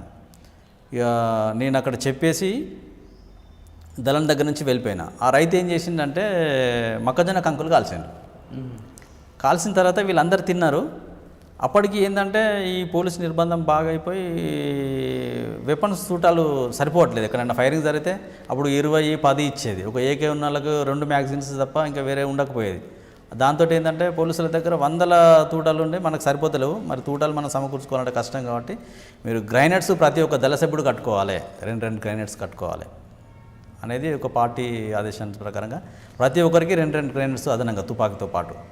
దాంట్లో ఏమైందంటే మాకున్న అదే టైంలో ఒక కొత్త దళ సభ్యుడు వచ్చిండు. ఇంకా నేను దళ సభ్యులకు అంటే కొద్దిగా నిర్బంధం పెరిగింది, జిల్లా కమిటీ తీర్మానం కాలేదు. అంటే ఎవరిని తీసుకోవాలన్నా జిల్లా కమిటీ తీర్మానం ప్రకారంగా. అయితే ఆయన ఇంటికాడ ఉండలేని పరిస్థితి కాబట్టి ఆయన ఏం చేసిందంటే మా దళంతో ఉన్నాడు. ఉన్న క్రమంలో ఈ కంకులన్నీ కాల్చిన తర్వాత ఏం చేసిందంటే వీళ్ళు తినేయన్ని తిన్నారు.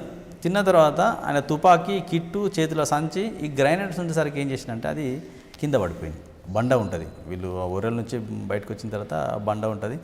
ఆ బండలో అప్పటికి నేను విలేజ్ నుంచి అన్నం చెప్పడానికి పోయినా కదా, నియరెస్ట్ ఒక 500 గజాల దూరంలో వచ్చిన దళానికి. ఒకసారి బ్లాంట్ అయ్యేసరికి పోలీసులు చుట్టుముట్టినని మళ్ళీ నేను బ్యాక్ ఉరికిన. ఒక 5 నిమిషాలు ఆగేసరికి అంటే కౌంటర్ ఫైరింగ్ వస్తుంది. అంటే పోలీసులు ఎక్కడైనా చుట్టుముడితే ఏంటంటే 1 సైడ్ ఉండదు, 2 సైడ్ నుంచి జరుగుతుంది దళం కాబట్టి. అట్లా ఏం చేసినామంటే మళ్ళీ నేను దళం దగ్గరికి వచ్చేసిన. దళం దగ్గర రాగానే ఏం చేసినంటే అందరు కుప్పగులు పడిపోయింది. ఒక్క దళ సభ్యుడు తప్ప ఎవరు లేరుగా. అప్పుడు మా దళంలో నేను శాఖ మెంబర్ని. అప్పుడు డిప్యూటీ కమాండర్ లక్ష్మక్ అని ఉండే, కమాండర్ ఏమో శ్రీమన్నారాయణ ఉండే. శ్రీమన్నారాయణకి దెబ్బ తాకింది. ఇంకో దళ సభ్యుడు వాళ్ళు ఆయన భార్య మాధవ కానీ ఆమెకు దెబ్బ తాకింది. ఇలా ఇంకో దళ సభ్యుడు మొత్తంకి ఆయనకు సీరియస్గా గాయాలైనాయి. ఇక మిగిలింది ఒక్క సభ్యుడే, ఆయన వీళ్ళతో లేడు కాబట్టి ఆయనకు తాకలే, అంటే దూరం ఉన్నాడు కొంచెం. అదే దాంతో ఏమైందంటే నేను వచ్చేసరికి మొత్తం పడిపోయినరు. స్పాట్లో లక్ష్మక్క చనిపోయింది. చనిపోయిన తర్వాత ఉన్న వాళ్ళందరికీ బ్లీడింగ్ అయిపోతుంది. ఏం చేయాలన్నా తెలియక మళ్ళీ సోర్సెస్ లేదు, నేను ఒక్కడే తప్ప. ఇక మళ్ళీ ఎవరిని ఈ దళ సభ్యుని పంపిద్దామంటే ఈయన కొత్త ఆయనే. మళ్ళీ నేను విలేజ్లోకి వెళ్ళి ఒక జీబుని మాట్లాడి ఇంకొక మిలిటెంట్కి అక్కడ నేను టైం పెట్టాను కాబట్టి అతను కూడా తీసుకొని వచ్చి అతనికి ఇన్స్ట్రక్షన్స్ ఇచ్చాను అన్నట్టు. ఇక నువ్వు వీళ్ళందరినీ తీసుకొని ఆ జీప్ తీసుకొచ్చి నువ్వు వీళ్ళను తీసుకొని హాస్పిటల్ తీసుకుపో, ఎవరి దగ్గర తీసుకుపోవాలని కూడా చెప్పాము.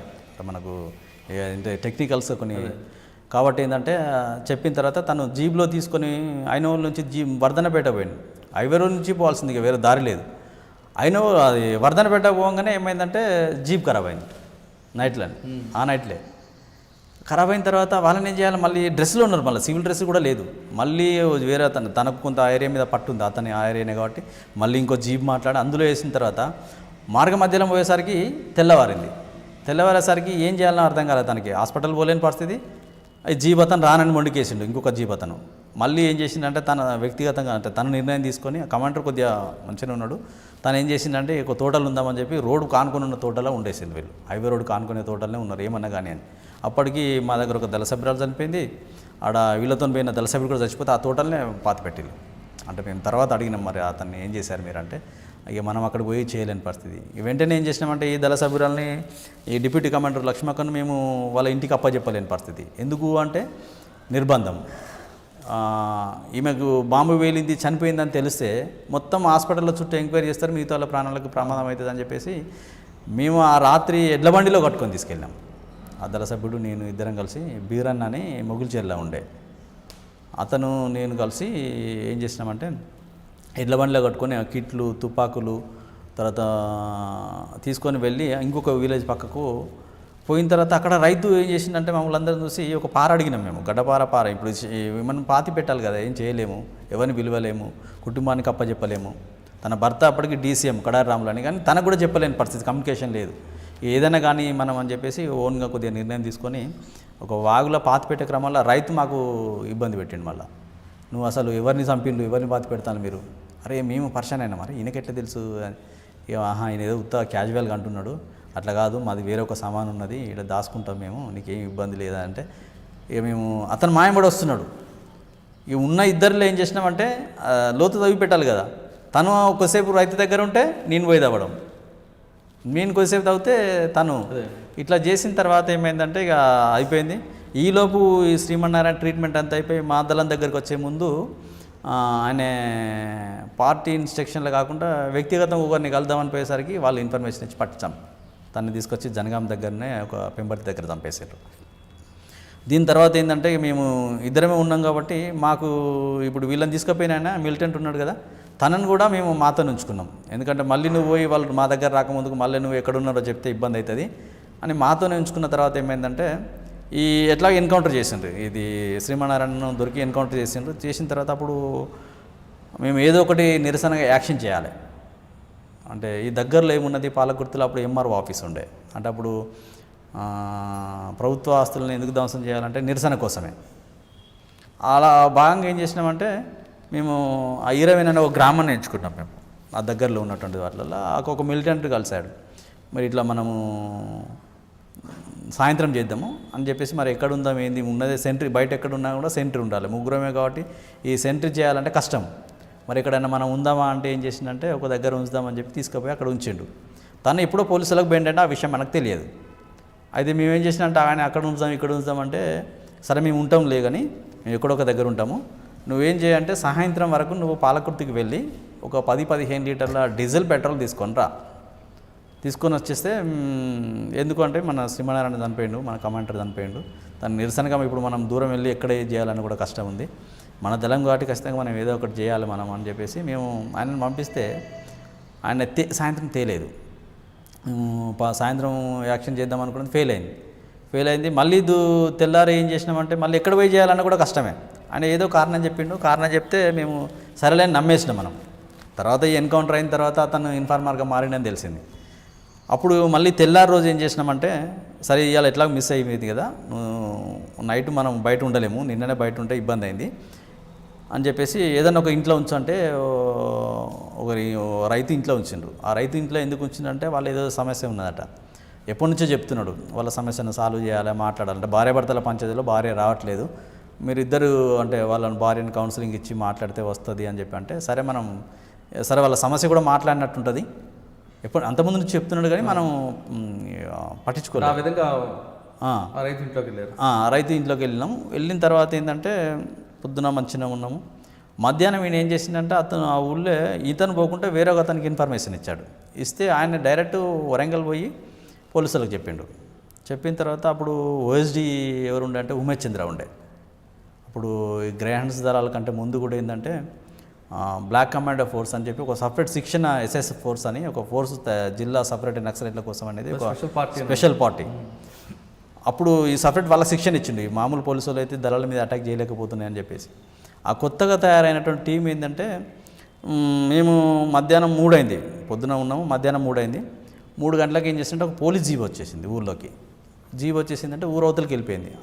అతన్ని మళ్ళీ మనకి ఇంట్లో ఉంచిన మిలిటెంట్ చెప్పలే, ఆ రైతు చెప్పిండు. రైతు ఏం చేసిందంటే తను బావి కాడికి పోయి వస్తున్న క్రమంలో ఇంట్లోకి వచ్చేసి అన్న ఇట్లా పోలీసు వాళ్ళు వచ్చిండ్రు అంటే మరి ఊళ్ళోనే ఉన్నారా బయటికి వెళ్ళిపోయారా అని చెప్పి అన్న తర్వాత లేదు బయటికి వెళ్ళిపోయినంటే అప్పుడు ఆ విలేజ్లో మనకు మంచి పట్టు ఉండే, అంటే అందరు సహకరించేది. ఎవరది? ఈరవెన్ను అనే గ్రామం. ఆ గ్రామంలో ఏంటంటే మనకు ఎక్కడైనా కూడా రైతులు ఎవరు కూడా మనకు ఎప్పుడు అది చేయలేదు కాబట్టి ఏంటంటే ఈ ఇన్సిడెంట్ జరిగింది కాబట్టి కమాండర్ చనిపోయింది కాబట్టి ఇట్లా తిరుగుతూ ఉంటారు ఏదో ఒకటి జరుగుతుంది, ఊళ్ళో వెళ్ళిపోయింది కదా అని చెప్పేసి మేము ఉన్న తర్వాత ఏంటంటే సాయంత్రం 5 అవుతుంది.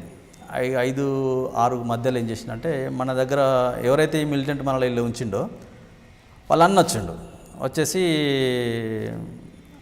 తమ్ముడు అంటే అన్న ఇంకా రాలేదు, మరి డీజిల్కి ఇట్లా తీసుకురాలేదు, పోయింట్ వస్తారు కావచ్చు అంటే సరే మనం ఇప్పుడు ఊళ్ళోకి పోలీసులు వచ్చిందని తెలిసింది కదా, బయటికి వెళ్దాం, మనము బయటనే తిందాము అని చెప్పేసి మేము అన్నాను. అంటే అప్పటికి వీళ్ళు ప్లాన్ ఉన్నా మాకు తెలియదు. అదే లేదు అన్న తమ్ముడు వచ్చేసరికి కొద్దిగా టైం పడుతుంది మీరు ఉండండి అని చెప్పి మాకు పల్లికాయలు తీసుకొచ్చి ఇచ్చిండు. పల్లికాయలు తీసుకొచ్చి ఇచ్చిన తర్వాత మేము సరే తింటున్నాం. అప్పటికి ఏమనుకున్నామంటే ఇక సర్లే 10 నిమిషాలకు మళ్ళీ అన్నాన్ని బయటకు తీసుకెళ్ళి ఎందుకు వెళ్ళాలి అని చెప్పేసి మేము తింటున్నాము. కొద్దిగా 6 అవుతుంది. అప్పుడు 6 అవుతున్న క్రమంలో ఇక మళ్ళీ ఊళ్ళో పోలీసు వాళ్ళు వచ్చింది మాకు తెలియదు. మళ్ళీ ఫస్ట్ వచ్చి వెళ్ళిపోయినరు, రెండోసారి వచ్చింది మాకు తెలియదు. తెలియక ఏం చేసినామంటే ఇక మేము ఇంట్లో ఉన్న ఏదైతే ఇంట్లో ఉన్నామో సపరేట్ ఉంటుంది అన్నట్టు, మేము ఉండే రూమ్ సపరేట్ ఉంటుంది, 3 రూమ్లు ఉంటాయి అన్నట్టు. ఈ 3 రూమ్లోకి వెళ్ళి మధ్యలో రూమ్లోకి వచ్చేసిండు పోలీసు వాళ్ళు ఆల్రెడీ డైరెక్ట్ లోపలికి వచ్చిండు. అప్పటికి దాదాపు ఒక 300-400 మంది పోలీసులు ఊరు మొత్తం చుట్టుముట్టిండు, మేము ఉన్న ఇల్లు కూడా చుట్టుముట్టిండు. అప్పుడు ఏమైందంటే ఈ రైతులు ఎవరైతే మనం మీ ఇంట్లో ఉన్నామో వాళ్ళని ఏం చేసిందంటే బయటికి తీసుకెళ్ళడం కోసం వచ్చింది, లేకపోతే మాకు తెలియకపో. ఇప్పుడు మా దగ్గర ఎవరైతే మిలిటెంట్ ఆయన వచ్చిండో నేను తమ్ముని తీసుకొస్తా అని చెప్పి ఆయన వెళ్ళిపోయింది. ఇక మళ్ళీ రాలే. పోలీసు వాళ్ళు ఏం చేసిందంటే ఈ ఇంటి ఓనర్స్ను బయటికి తీసుకెళ్తున్న క్రమంలో నేను టక్కున చూసిన తర్వాత అప్పటికి మాకు ఒక సంఘటన గుర్తుండే. ఇప్పుడు నిజామాబాద్లో ఒక ఎన్కౌంటర్ జరిగింది. అప్పుడు ఒక ఇట్లనే ఊర్లో ఉన్నటువంటి ఒక ఇల్లును చుట్టుముట్టితే దళం మొత్తం చనిపోయి ఒక్కడే ఒక వారం రోజుల దాకా పోలీసులతో ఫైటింగ్ చేసి పెంట బొందలో దాచుకున్నాడు. అది మాకు అంటే దళాలకు చెప్తారన్నట్టు, ఎందుకు అంటే ఎట్లా తప్పించుకోవాలి. ఆ టక్న గుర్తొచ్చేసి ఏంటంటే వితిన్ ఫ్యాక్షన్ ఆఫ్ సెకండ్లో మనం బయటపడాలి, లేకపోతే మనం తప్పుకోలేము అనేసి ఏం చేసినట్టు నాతో ఉన్న దళ సభ్యులకు ఏం చేసినామంటే మనం ఇమీడియట్గా 5 మినిట్స్లో వాళ్ళు కౌంటర్ ఫైర్ చేయకముందుకు మనం ఫైరింగ్ మొదలు పెట్టాలి. నేను ముందుంటా, మీరు వెనక రండి, మీరు భయపడాల్సిన అవసరం లేదని చెప్పేసి డోర్ ఓపెన్ చేసేసి ఏకతను డైరెక్ట్ వాళ్ళకంటే ముందే ఫైరింగ్ కొట్టేసిన తర్వాత నేనేం చేసిందంటే అదే స్పీడ్లో చుట్టూ కాంపౌండ్ ఉంటుంది, ఆ కాంపౌండ్ జంప్ చేసి బయట దునికాను. అప్పటికి ఏంటంటే మాకు ఒక ట్రైనింగ్ ఉండే, అప్పుడు మేము స్పెషల్గా ఒక ట్రైనింగ్ చేసాము. దాంట్లో ఏంటంటే 5-6 ఫీట్ల గోడను ఈజీగా దునికిపోయేది నేను. మాకు అప్పుడు పోలీసు యాక్షన్ సంబంధించిన ఒకటి ట్రైనింగ్ ఇచ్చింది కాబట్టి ఆ ట్రైనింగ్లో అది మాకు అప్పుడు ఉపయోగపడ్డది నాకు. దాని తర్వాత ఏంటంటే జంప్ చేసి బయట వీళ్ళు ఫైరింగ్ ఓపెన్ కాగానే నాతో ఉన్న వాళ్ళు కూడా ఎంబడే వస్తే అయిపోయేది. వీళ్ళు ఏం చేసిండ్రు, మళ్ళీ రూమ్లో కురికిండ్రు. నేనేమో బయట దునికేసి బయట నుంచి కూడా ఫైరింగ్ చేసుకుంటూ వెళ్ళిపోయినాం, వాళ్ళ మీదకెళ్ళి కొట్టుకుంటాను. అప్పటికి వాళ్ళ ఫైరింగ్ అయితేనేమో నేను బయటపడేవాడిని కాదుగా. నేను ఎప్పుడైతే ఫైరింగ్ ఓపెన్ చేశానో వాళ్ళంతా గందరగోళానికి గురై గెరిలలో ఒక ఉంది ఒక యుద్ధ తంత్రానికి సంబంధించినటువంటి ఏంటంటే ఎవరైతే ముందు అడ్వాన్స్గా ఫైర్ చేస్తారో అవతలి వాళ్ళు తొందరగా గందరగోళానికి గురవుతారు, ఎందుకంటే వాళ్ళు ప్లాన్డ్గా ఉండరు కాబట్టి. వాళ్ళు ప్లాన్డ్గా వచ్చినప్పుడు కూడా ఫస్ట్ మనం అనుకోకుండా చేసినాం కాబట్టి వాళ్ళు గందరగోళానికి గురై వాళ్ళు ఇంకా పూర్తిగా పొజిషన్ తీసుకోలే. దాంతో కొద్ది దూరం కూడా ఎంబడి పడ్డారు నా ఎంబడి. అప్పటికి చీకటి అయిపోయింది, ఇక చెప్పులు లేవు, ఆ రాత్రి అంతా తెల్లారి వరకు నడుచుకుంటూనే వెళ్ళిపోయినా. అట్లా ఏంటంటే అక్కడ మీరు మిస్ అయ్యారు, కానీ మిగతా 4 చనిపోయారు ఫైరింగ్లో వాళ్ళు. మనకు తెలిసిన రిపోర్ట్ ఏంటంటే దొరికినాక కూడా ప్రాణాలతో చంపేసిండ్రని. అంటే మేము సరెండర్ అయితే అక్కడ ఎస్కేప్ అయిన తర్వాత ఎస్కేప్ అయిపోయిన తర్వాత నేను దాదాపు ఒక 30 కిలోమీటర్లు నడిచాను. ఎక్కడ పోయినా నాకే తెలియదు. ఆ గందరగోళంలో నా ఎంబడి పడతానికి వచ్చి అనుకున్నా. ఇంకా నేను ఒకటే మిగిలిన ఎటు పోవాలన్నా తెలియదు. మళ్ళీ ఎక్కడికి వర్ధనపేటకు వచ్చేసాను నేను. ఇక్కడ ఫైరింగ్ జరిగితే వర్ధనపేటకు వచ్చిన ఒకటి ఏకే ఉంది, ఇక నా దగ్గర ఏం లేదు, చెప్పుల కాళ్ళు లేవులు, మొత్తం పుండ్లు రక్తాలు గారినాయి, ముండ్లన్నీ గుచ్చి ఇంత దొడ్డు వాసినాయి అవి. ఒక విలేజ్ ఉంటుంది ఆడ, విలేజ్ దగ్గర ఆగిన తర్వాత స్నానం చేసిన. యూనిఫామ్ ఉంది, యూనిఫామ్ వదిలేసేసి ఆ రైతును నాకు వచ్చే డ్రెస్ లేదు, ఒక లుంగి అడుక్కున్న, ఒక అంగి చిన్న షార్ట్ దొరికింది, చిన్నపిల్లలైనా పర్లేదని చెప్పేసి అది తీసుకొని ఇంకొక విలేజ్కి వెళ్ళాను. అప్పటికి ఏంటంటే ఎన్కౌంటర్ జరిగిందని పొద్దురికి ఇష్యూ అయిపోయిన తర్వాత మనం ఇంకొక మిలిటెంట్కి వెళ్దామని వెళ్ళాను. అప్పుడు పోలీస్ వాళ్ళు ఏం చేసిందంటే తనను రమ్మని చెప్పిపోవడానికి ఆ మిలిటెంట్ దగ్గరికి వచ్చారు. నేను పోదామని నేను కొద్దిసేపు ఆగినా, మళ్ళీ ఆ విషయం తెలియదు నాకు. నేను ఆ మిలిటెంట్ దగ్గర పోగానే ఆయన బట్టలు వేసుకుంటారు. ఎటు పోతున్నావు అన్న అంటే ఇట్లా పోలీసులు రాత్రి ఎన్కౌంటర్ జరిగిందట కదా, నువ్వు తప్పించుకున్నావు అంటే అవునే, మరి ఎక్కడికి వెళ్తున్నావు అంటే సిఐ గారు రమ్మన్నారు, వెళ్తున్నా అన్నాడు. ఆయన అప్పటికి చాలాసార్లు పోలీస్ స్టేషన్కి వచ్చినా కూడా ఎప్పుడు కూడా మన ఇన్ఫర్మేషన్ ఇవ్వకపోయింది. మన దళం దగ్గర నుంచి కూడా పోలీస్ స్టేషన్ పోయినా ఆయన చాలాసార్లు. ఆయన మనతో అంతకుముందుకు తిండి పెట్టి దాంతో ఏం చేసిందంటే నమ్మకం ఉండే, కానీ ఎందుకో ఒక మాట అని చెప్పేసి సర్లే ఇప్పుడు నాకైతే ఇప్పుడు కాళ్ళన్నీ వాసినాయి, రక్తాలు వెళ్తున్నాయి, నాకు ఏం లేదు కానీ నువ్వు ఫస్ట్ 2 ట్యాబ్లెట్స్ తీసుకొచ్చి ఇచ్చేసాయి అని చెప్పేసి పెయిన్ కిల్లర్స్ ఉన్న ఒక జ్వరం దానికి సంబంధించినటువంటిది తెప్పించుకొని ట్యాబ్లెట్ వేసుకొని నువ్వు పోయిరాపు, నువ్వు వచ్చేదాకా నేనే ఉంటా అని చెప్పిన. ఇక మళ్ళీ వేరే దిక్కుపోతా అని చెప్పలే ఆయనకి. ఇక అక్కడ నుండి మళ్ళీ నేను వరంగల్ టౌన్కి వచ్చిన.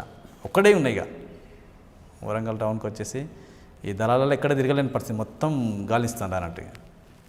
అప్పుడు మళ్ళీ టౌన్ ఆర్గనైజర్లకు కలిసి అక్కడ కొద్ది రోజుల నుంచి మళ్ళీ జిల్లా కమిటీ కలిశాను. ఈమె ఎప్పుడు కలిసారు? ఈమె వచ్చేసి నేను పాలకుర్తి దళంలో 93లో వచ్చాను. కాదు, ఎన్కౌంటర్ తర్వాత నేను అప్పటికి పార్టీలో రాలే. తను అప్పటికి ఇంటి దగ్గరే ఉంది. ఇంటి దగ్గరనే ఉంది. ఇంటి దగ్గర నుంచి చదువుకుంటుంది తను కూడా. మామూలుగా అందరి ఇళ్ళలోకి పోయేది కాబట్టి. ఇది పెళ్లి కాకముందుకే. పెళ్ళి అయిన తర్వాత మీరు యాక్షన్ టీం అంతా చేశారు, ఇద్దరు కలిపి ఉన్నారు కొంతకాలం. అంటే తను లేదు యాక్షన్ టీంలలో, నేను ఉండేవాడిని. ఎందుకంటే కానీ మీ ఇద్దరు ఎప్పుడు అరెస్ట్ అయ్యారు? 2000 సంవత్సరంలో ఫిబ్రవరిలో అరెస్ట్ అయ్యాం. ఎలాగ అరెస్ట్ అయ్యారు? అంటే చాలా వ్యూహాలు ఉన్నాయి, మీరు ఆసనతో తిరిగారు. అంటే అప్పటికి ఏంటంటే నేను ఈ ఎన్కౌంటరు తర్వాత మిలిటరీ ట్రైనింగ్ ఇదంతా అయిపోయిన తర్వాత దండకారణ్యం పంపించారు. ఇది సెంట్రల్ కమిటీ తీర్మానంలో కొన్ని పంపించాలనే భాగంగా అటు పంపిస్తే అక్కడికి వెళ్ళాము. యాక్చువల్లీ ఏంటంటే నాకు ఆర్గనైజేషన్ కంటే ఎక్కువ కూడా ఏంటంటే మిలిటరీ యాక్షన్స్ మీదనే నాకు ఎక్కువ ఆసక్తి ఉండే. దాంతో ఏంటంటే నన్ను ఇక్కడ రాష్ట్ర కమిటీ జిల్లా కమిటీ వాళ్ళు చెప్పింది ఏంటంటే నువ్వు మిలిటరీ ప్లాట్ కమాండర్గా ప్లస్ డీసీఎంగా పోవాలి. దండకరంలో అప్పుడు ఒకటే ప్లాట్ ఉండే, ఆయన రవి అని కూడా ఉండే అతను. ఇక్కడ నుంచి మా ఏరియా. ఎక్కడ ఉన్నారు డీకేలో మేము సౌత్ బస్తార్లో ఉన్నాం అప్పుడు. అది అప్పుడు సౌత్ బస్తార్లో ఎంతకాలం ఉన్నారు? ఒక 8 months ఉన్నాము, 8-9 months ఉన్నాము. అది అక్కడ పోయిన తర్వాత ఏంటంటే ఇక్కడి ప్లెయిన్ వాతావరణానికి తర్వాత అక్కడ పోయిన తర్వాత వాతావరణం కొద్దిగా డిఫరెంట్ అయింది. అక్కడ పోయిన తర్వాత ఈ అక్కడున్న స్టేట్ కమిటీ వాళ్ళు, కేంద్ర కమిటీ వాళ్ళు, గణపతి వాళ్ళు కూడా వచ్చారు. తర్వాత సమావేశం జరుగుతున్న క్రమంలో ఏం చేసిందంటే ఈ తీర్మానాన్ని వాళ్ళు అక్కడ ఇంప్లిమెంటేషన్ చేయాలి. ఏం చేసిందంటే వాళ్ళు మీరు ఇక్కడ ఆర్గనైజేషన్లో ఉండాలన్నాడు. ఆర్గనైజేషన్లో ఉండాలంటే నాకు భాష రాదు, నేను ఎలా డీల్ చేయగలను వాళ్ళను? మీరంటేనేమో ఆల్రెడీ దండకరణలో అక్కడున్న ప్రజలతో మమేకం అయిపోయి వాళ్ళ గోండి భాష నేర్చుకొని ఇదంతా ఉన్నారు, మీరు ఆర్గనైజేషన్ చేయగలుగుతారు. నేను ఇప్పటికిప్పుడుకి వచ్చి నేను లేదంటే మరి స్థాయినే తగ్గించండి. నాతో ఉన్నటువంటి వాళ్ళకు కూడా తెలుగు రాదు చక్కగా. మరి నేను వాళ్ళకు రాజకీయాలు ఏం చెప్పగలుగుతా? అసలు రాజకీయాలు చెప్పలేను, ప్రజల సమస్యలు ఏంటో తెలుసుకోలేను. కాబట్టి నేను ఆర్గనైజేషన్లో అయితే ఉండలేను. ఏదైతే తీర్మానం మన ఆర్గనైజేషన్ అని చెప్తే నేను రాకపోయేవాడిని. పార్టీ ఏ డిసిషన్ తీసుకున్న తర్వాత విషయం అది అని చెప్పేసి నేను వాళ్ళతో డిస్కషన్ చేస్తే లేదు ఖచ్చితంగా నువ్వు ఆర్గనైజేషన్లో ఉండాలి, ఏం కాదు నేర్చుకోగలుగుతావు, 6 నెలల్లో నీకు ఇంకో డీసీఎంని అప్ప చెప్తాము, నువ్వు ఒక్కనివే నీది మీద బాధ్యత ఉండదు అంటే ఇక నాకు నేను ఏం డిసైడ్ అయినా అంటే నేను ఉండలేను ఇక్కడ, నేను న్యాయం చేయలేను, ఎందుకంటే ఆ స్థాయిని తగ్గించండి దళ సభ్యునిగా. మరి అంటే లేదు. అక్కడ పోయిన తర్వాత ఏమైందంటే వెంటనే మలేరియా వచ్చేసి కొద్దిగా అదేసరికి ఇక నేను ఉండా మళ్ళీ నేను తెలంగాణలోకి పోతే అవసరం కూడా దళ సభ్యునిగా పనిచేస్తా కానీ నేను ఇక్కడ ఉండలేను. మరి అదే ముందు చెప్తే నేను రాకపోయేవాడిని కానీ వస్తున్నా రాను అంటే వెంటనే చెప్పి వచ్చేసారా? అంటే ఒక 8 నెలల తర్వాత తెలంగాణ వచ్చారు. తెలంగాణ వచ్చేసి పాలకుర్తి మళ్ళీ జిల్లా కమిటీ హ్యాండ్వర్లో ఉన్నాం. జిల్లా కమిటీ హ్యాండ్వర్లో ఉన్నాము. నా తర్వాత ఏసోబుని ఇక్కడ కమాండర్గా చేశారు. తర్వాత వెంటనే మళ్ళీ జిల్లా కమిటీ సమావేశం జరగక ముందుకు మనల్ని ఎక్కడ డిక్లేర్ చేయలేరు. సర్లే నువ్వు మళ్ళీ నీకు పాత పరిచయాలుగా జిల్లా కమిటీ సమావేశం జరిగేదాకా నువ్వు ఈ దళంతోనే ఉండని చెప్పేసి మళ్ళీ అలా ఉంచారు అన్నట్టు. ఆ క్రమంలో ఏంటంటే హెల్త్ బాగాలేకపోయేసరికి నేను హాస్పిటల్, తను దళంతో ఉంది, నేను హాస్పిటల్లోకి వచ్చాను. హాస్పిటల్కి వచ్చేసి ట్రీట్మెంట్ చేసుకుంటున్నాను ఇక్కడ హైదరాబాద్లో. ఇక వరంగల్ అంటే అప్పటికి నేను ఎక్స్పోజ్ అయిపోయాను బాగా. అంటే నా పేరు తెలుసు కానీ ఎలా ఉంటానో తెలియదు ఎవరికి, ఎందుకంటే నా ఆనవాళ్ళు కూడా ఏది కూడా లేకుండే. దాంతో ఏమైందంటే హైదరాబాద్లో వచ్చేసాను. పార్టీకి తెలిసిన దగ్గరనే ట్రీట్మెంట్ చేసుకుంటూ అక్కడ ఉన్నా. ఇక ఆ క్రమంలో ఏం జరిగిందంటే తను దళంలో ఉంది, నేనేమో ఇక్కడ ఉన్నా. తను కూడా నా దగ్గరకు వచ్చేసింది మళ్ళీ ఇది హెల్త్ బాగాలేకపోతే. ఇదే క్రమంలో ఒక డీసీఎం కూడా వచ్చేసిండు కడారాంలోని, మా డీసీఎం ఉండే. తను కూడా ఆరోగ్యం బాగాలేదని చెప్పేసి తను కూడా వచ్చేసిన తర్వాత, ఎందుకంటే మేము ఎక్కడ ఉన్నామో ఆయనకు తెలుసు, పై స్థాయి వాళ్ళకి తెలుస్తుంది, కింది వాళ్ళకి చెప్పాం కానీ పై స్థాయి వాళ్ళకి తెలుసు. తను తెలుసు కాబట్టి ఏం చేసిందంటే మా దగ్గరికి వచ్చేసిన తర్వాత ఏమన్నాడంటే సరెండర్ అయిదామన్నాడు. అంటే మా నాన్న ఒక లక్ష్యం కోసం వచ్చినాం. ఈరోజు ఉద్యమంలో అంటే పార్టీలో చదువుకున్న వాళ్ళకు చదువుకోలేని వాళ్ళకు కొద్దిగా తేడా ఉంటుంది కావచ్చు. దాంతో వివిధ రంగాలలో మార్పు చెందాలే తప్ప మనం ఇంకో రంగంలో పోవాలి తప్ప సరెండర్ అనేది అవసరం లేదు. అంటే అప్పటికి తను కొద్దిగా చదువుకోలేదు కానీ రైతాంగం నుంచి వచ్చిన ఆయన కానీ మొదటి నుంచి పార్టీకి బీజం దళానికి నాయకత్వం వహించిన వ్యక్తి అంటే కడారాంలే. దాంతో ఏంటంటే పార్టీలో మిగతా డీసీఎంలు అందరూ కొద్దిగా చదువుకొని ఉండేసరికి దీనిని కొద్దిగా ఇంపీరియారిటీకి గురైపోయి ఇక అసలు నేను ఏం రాజకీయాలు చెప్పలేకపోతున్నా. అంటే ఉద్యమంలో వస్తున్న మార్పులు అంటే సరెండర్ అవుదాం అనుకున్నారా? ఆయన ఆయన అయిదామన్నాడు. అయిదాం. నేను కావద్దని చెప్పిన. ఎందుకంటే మన జీవితం లక్ష్యం అనేది మన మీద ఒక లక్ష్యం కోసం వచ్చినాం మనం, దానికోసమే మనం వెళ్ళాలి. కానీ సరెండర్ అయితే మనం ప్రతి ఒక్కరు సరెండర్ అయ్యే వాళ్ళందరినీ మనం పిలిచి వాళ్ళకు చెప్పినాం. సరెండర్ అయిన తర్వాత పోలీసులు ఎట్లా ఇబ్బంది పెడతారు. మరి సరెండర్ కాకుండా ఎవరు అరెస్ట్ చేయించారు అలాగా? అయితే ఈలోపు ఏం జరిగిందంటే తను డీసీఎం కూడా పార్టీ కాంటాక్ట్స్ అన్నీ మిస్ చేసుకొని ఫోన్ అని పెట్టుకుంటే మాకున్న కాంటాక్ట్స్తో ఏం చేసినామంటే ఇతను తీసుకుపోయి మళ్ళీ ఏటున్నర దళం కప్ప చెప్పినాం. మళ్ళీ అప్పుడు ఈ లోకల్ దళము ఏపీటీలో చాలా లాంగ్ ఉన్నది.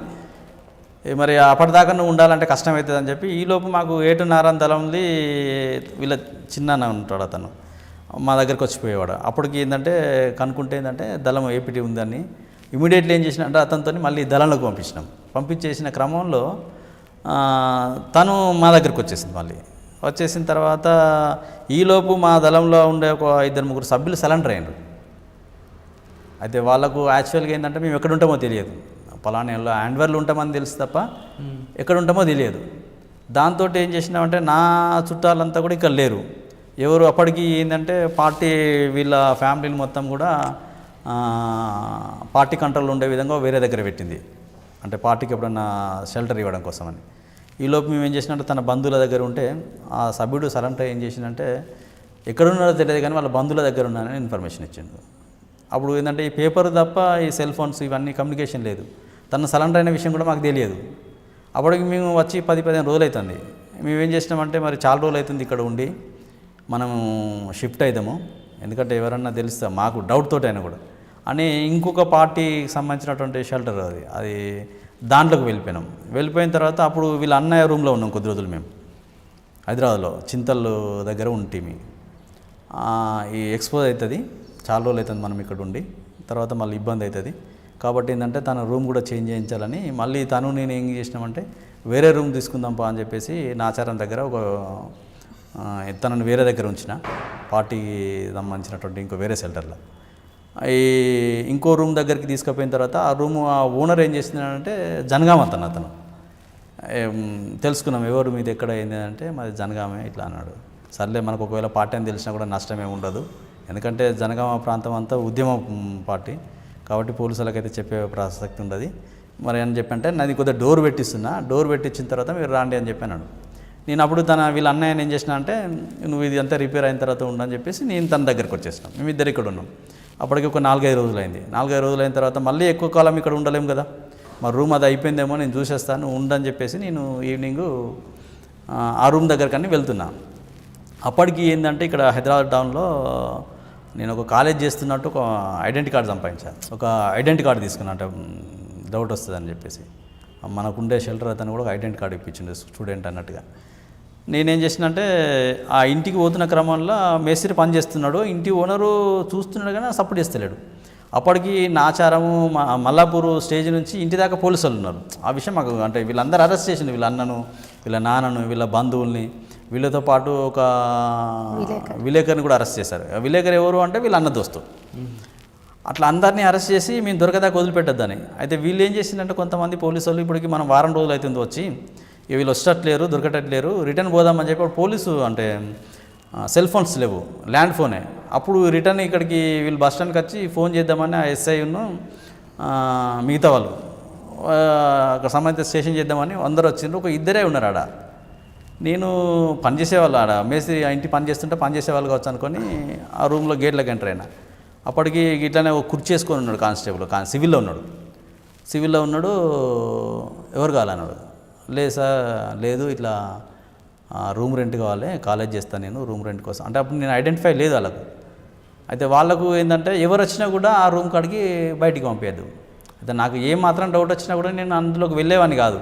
అయితే మేస్త్రి పని చేసుకుంటుంటాడు కావచ్చు వాళ్ళు అనుకున్నాను నేను. యాక్చువల్గా చూసేసరికి భుజం మీద చేసిన పోలీసు వాళ్ళు ఉరకద్దామని చూసేసరికి అంతగా స్కెచ్ అవుతాం. మామూలుగా అంతకుముందుకేమో సివిలియన్స్ అనుకున్నా, పబ్లిక్ చూసేసరికి అంతా అనిపించిండ్రు. ఇక అయిపోయింది, నేను ఉరికినా కూడా చంపేస్తారు ఏమైనా అని చెప్పేసి ఆగిన. ఎవరు నువ్వు అంటే అప్పుడు వాళ్ళకి డౌట్ రాలే, నువ్వు ఏంటంటే నేను ఇట్లా కాలేజ్ చేస్తే ఇక్కడనే మాది రూమ్ రెంట్ కావాలని వచ్చేసిన అంటే అప్పటికి నన్ను గుర్తుపట్టలే కాబట్టి ఏం మళ్ళీ పట్టుకొని ఉన్నాడు అంతే. ఈలోపు ఈ మేము రిటర్న్ వస్తామని చెప్పేసి వాళ్ళ 5 ఆఫీసర్లు చెప్పడానికి పోయిన వాళ్ళు వచ్చినాను, ఒక ఆయన గుర్తుపట్టినాను. అతను అంతకుముందుకు ఏంటంటే నేను దళంలో ఉన్నప్పుడు మా దగ్గర సివిల్గా వచ్చిండు, ఆయన మాట్లాడిపోయిండు, ఆ విషయం కూడా తెలుసు మాకు. ఆయన గుర్తుపట్టి ఈయన అనగానే అప్పుడు నా కళ్ళు చేతులు అవన్నీ కట్టేశారు. కట్టేసిన తర్వాత ఇక అప్పుడు అనుకున్నాను నేను, ఇక అప్పటిదాకా ఏంటంటే వదిలిపెడతారు కావచ్చు అనుకున్నాను నేను, అంటే సివిలియన్స్గా పేరు కూడా మార్చుకున్నాను నేను, ఐడెంటిటీ కార్డు ఉన్నది కాబట్టి వదిలిపెడతాను అనుకున్న తర్వాత ఇక నువ్వు ఇన్ని రోజులు ఎక్కడున్నావు అసలు ఏంటిది, ఇక తన గురించి చెప్పొద్దు అనుకున్నా యాక్చువల్గా. ఇక నేను అనుకుంటే ఇక సత్య ఇద్దరం వస్తాం, సత్య బతుకుతాము ఇప్పుడు, ఎందుకంటే ఈ రూమ్లో దొరకలే కదా అని చెప్పేసి డైరెక్ట్ నువ్వు ఎక్కడున్నావు తీసుకెళ్తూ పో అని చెప్పేసి డైరెక్ట్ నీ ఉన్న రూమ్ కాడ తీసుకొచ్చాను. తీసుకొచ్చేసరికి ఆ రూమ్లో అప్పటికి ఆ ఇంటి ఓనర్ వరంగల్ వెళ్ళిపోయాడు. యాక్చువల్ అనేది వరంగల్, కాకపోతే ఇక్కడ సిటీలో సెటిల్ ఎల్బీనగర్. మిమ్మల్ని ముందు అరెస్ట్ చేసి తర్వాత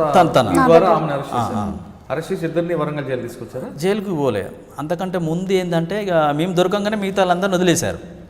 వీళ్ళ అన్నను యాక్సిడెంట్ దొరికింది కాబట్టి మిగతా వాళ్ళు విడిచిపెట్టుంటారు. వీళ్ళ అన్నను తర్వాత విలేకరు వాళ్ళందరినీ వదిలిపెట్టగానే విలేకరు ఏం చేసినట్టే స్టేట్మెంట్ ఇచ్చేసిండు. మళ్ళీ మేము దొరకంగానే మమ్మల్ని తీసుకుపోయి ఎన్కౌంటర్ చేద్దామని చూసిండు. అప్పటికి కొట్టలే మమ్మల్ని, ఎందుకంటే కొడితే దెబ్బలు ఊపిస్తాయి. అప్పటికి కొన్ని నేను చాలా ఉన్నటువంటి వాటిలలో ఆశన్న మేమే కాబట్టి చంపాలనేది వాళ్ళది ఉండే. తర్వాత ఈలోపు ఏం చేసినంటే హోంమంత్రి మాధవరెడ్డి ఉండే అప్పుడు, వీళ్ళ అమ్మమ్మ తరపున దగ్గర రిలేటివ్స్ వీళ్ళకు, అంటే మాకు తెలియదు. వీళ్ళంతా పోయి ఏం చేసిందంటే తన దగ్గర కూర్చొని దొరికిండ్రు, నువ్వు ఏం చేస్తావో మాకు తెలియదు అని చెప్పేసి వీళ్ళు ఇక్కడి నుంచి ఫోర్స్ చేయడం ద్వారా మేము బతికినాం యాక్చువల్గా. అంటే మాధవరెడ్డి గారి పుణ్యమాని బతికి వాస్తవంగా అది కూడా ఏంటంటే వీళ్ళ దగ్గరికి బంధువులు వాళ్ళు, వీళ్ళ రిలేటివ్. అంటే వెంటనే మిమ్మల్ని వెంటనే వారం రోజుల దాకా ఉంచుకున్నారు చంపుదామని. అప్పుడు లింగాల్ కన్పూర్ పోలీస్ స్టేషన్ అని జనగామంలో ఉండే. మీకు అరెస్ట్ చేసి ఏ జైలుకి పంపించారు? వరంగల్ జైలు పంపించారు. ఎన్ని రోజులు ఉన్నారు జైల్లో? జైల్లో 3 సంవత్సరాలు ఉన్నా. ఏ కేసులు పెట్టారు? 72 కేసులు పెట్టారు నా మీద. ఓకే. 72 కేసులు అయిపోయేదాకా కూడా నేను కేసులలో తిరిగాను. అంటే బెయిల్ తీసుకొని బయటకు వచ్చిన తర్వాత కూడా ఇక చాలా ప్రాబ్లమ్స్ ఉండే. సార్, వరంగల్ జైల్లో వెళ్ళి 72 కేసులతో వెళ్ళారు, అరెస్ట్ అయ్యారు, బెయిల్ మీద బయటకు వచ్చి ఉంటారు. తర్వాత మీ పోరాటం ఎలా సాగింది? తర్వాత వచ్చేసిన తర్వాత కూడా ప్రజా పోరాటాలనే మేము మమేకమైనాం. బయటకు వచ్చిన తర్వాత కూడా పోలీసులు కొంత ఇబ్బంది పెట్టిళ్ళు. నువ్వు ఇంత క్యాడరు కదా, నీకు తెలిసి ఉంటుంది ఎవరు నన్ను ఒకరిని పట్టి అంటే. పార్టీ నుంచి ఒకసారి సంబంధాలు తెగిపోయిన తర్వాత దళ సభ్యుని నమ్ముతారు, కానీ ఒక కమాండరు ఒక డీసీఎం స్థాయిలో పనిచేసినటువంటి వాళ్ళను పార్టీ ఎప్పుడు కూడా నమ్మదు. ఎందుకు అంటే మేము చాలా యాక్షన్స్లలో ఉన్నాము, ఇంకా ఇన్ఫార్మర్గా మారిండని అనుకుంటారు తప్ప, కానీ మళ్ళీ ఏదో దళంలోకి పోయి ఏదో సంబంధాలు పెట్టుకుంటారని చెప్పేసి ఉండదు అని చెప్పేసి ఉన్నా కూడా పోలీసులు కొద్దిగా బాగానే ఇబ్బంది పెట్టారు. ఆయన కూడా ఏమన్నా చేసుకోమని చెప్పేసి మేము కొద్దిగా అలా ఉండిపోయినాం అన్నట్టు.